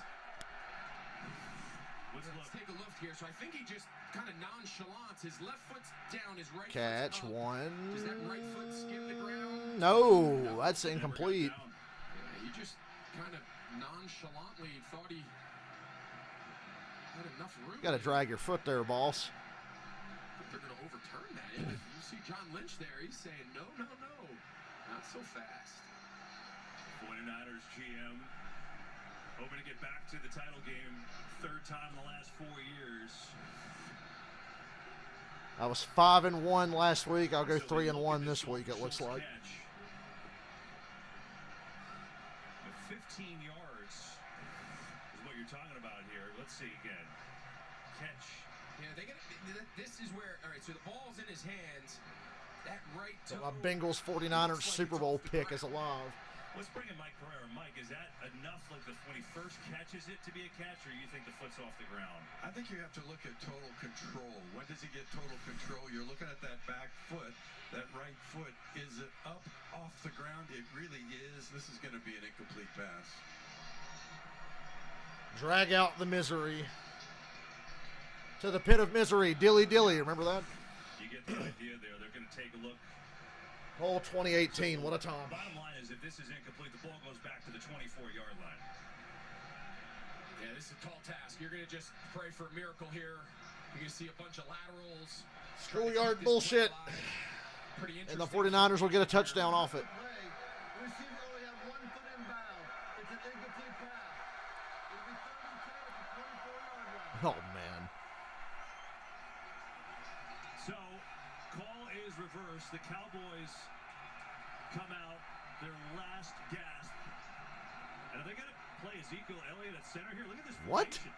Yeah, so they have their right guard. Okay, this is interesting. It appears that I think they're just desperately trying to confuse the 49ers. obviously Mike McCarthy's been working on this end of game scenario, and we'll see what he's got. 49ers take a timeout here, I figure. Try to dissect whatever the fuck the Cowboys are showing them. Yeah, there you go. It's the 49ers timeout. Is going to make sure they have all their eggs in the same basket. And make sure there's no band on the field for the Stanford band. Yeah, I think D'Amico right now just wants a second to collect himself and just, how are we Well, you got the 2 timeouts. Use them. You got to get the right personnel on the field. Typically, they take off the interior defensive linemen. You want to get as many defensive ends, linebackers, safeties, tacklers, right? We want runners and tacklers on the field, and they got a good look at what Dallas is going to line up, and assuming they stick with it, just at least line up correctly. D'Amico Ryans, one last talk to his defense. Led the #1 defense all year. Multiple head coaching interviews. And you sure would think he's going to get a job with the job he's done with this team. Right now he's looking for one more play. 6 seconds to go.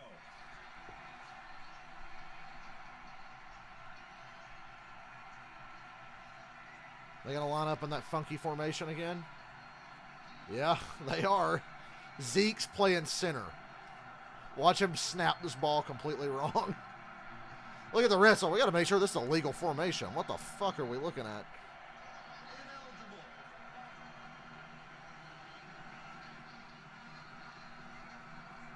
Boy, if this were to work, that'd be hilarious.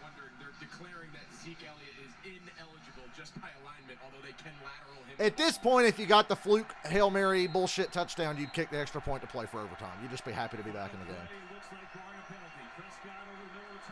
Turpin's caught and tackled immediately.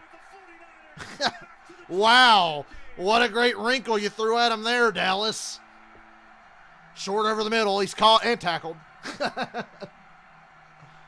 Wow. You really threw him off with that. Literally.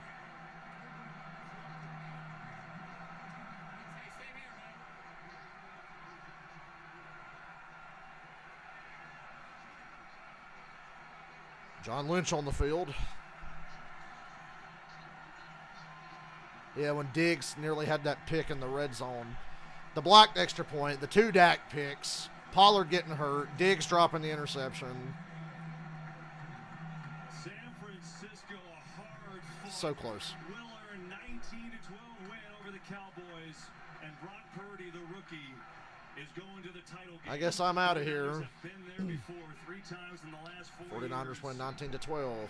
And on the last play, Cowboys needed a miracle. Didn't have it on this day. Jimmy Ward with a big hit. And the Niners move on. They'll take on the Eagles next week. What a game that was. And more to come. Our coverage continues. The State Farm postgame show with Kurt and the guys.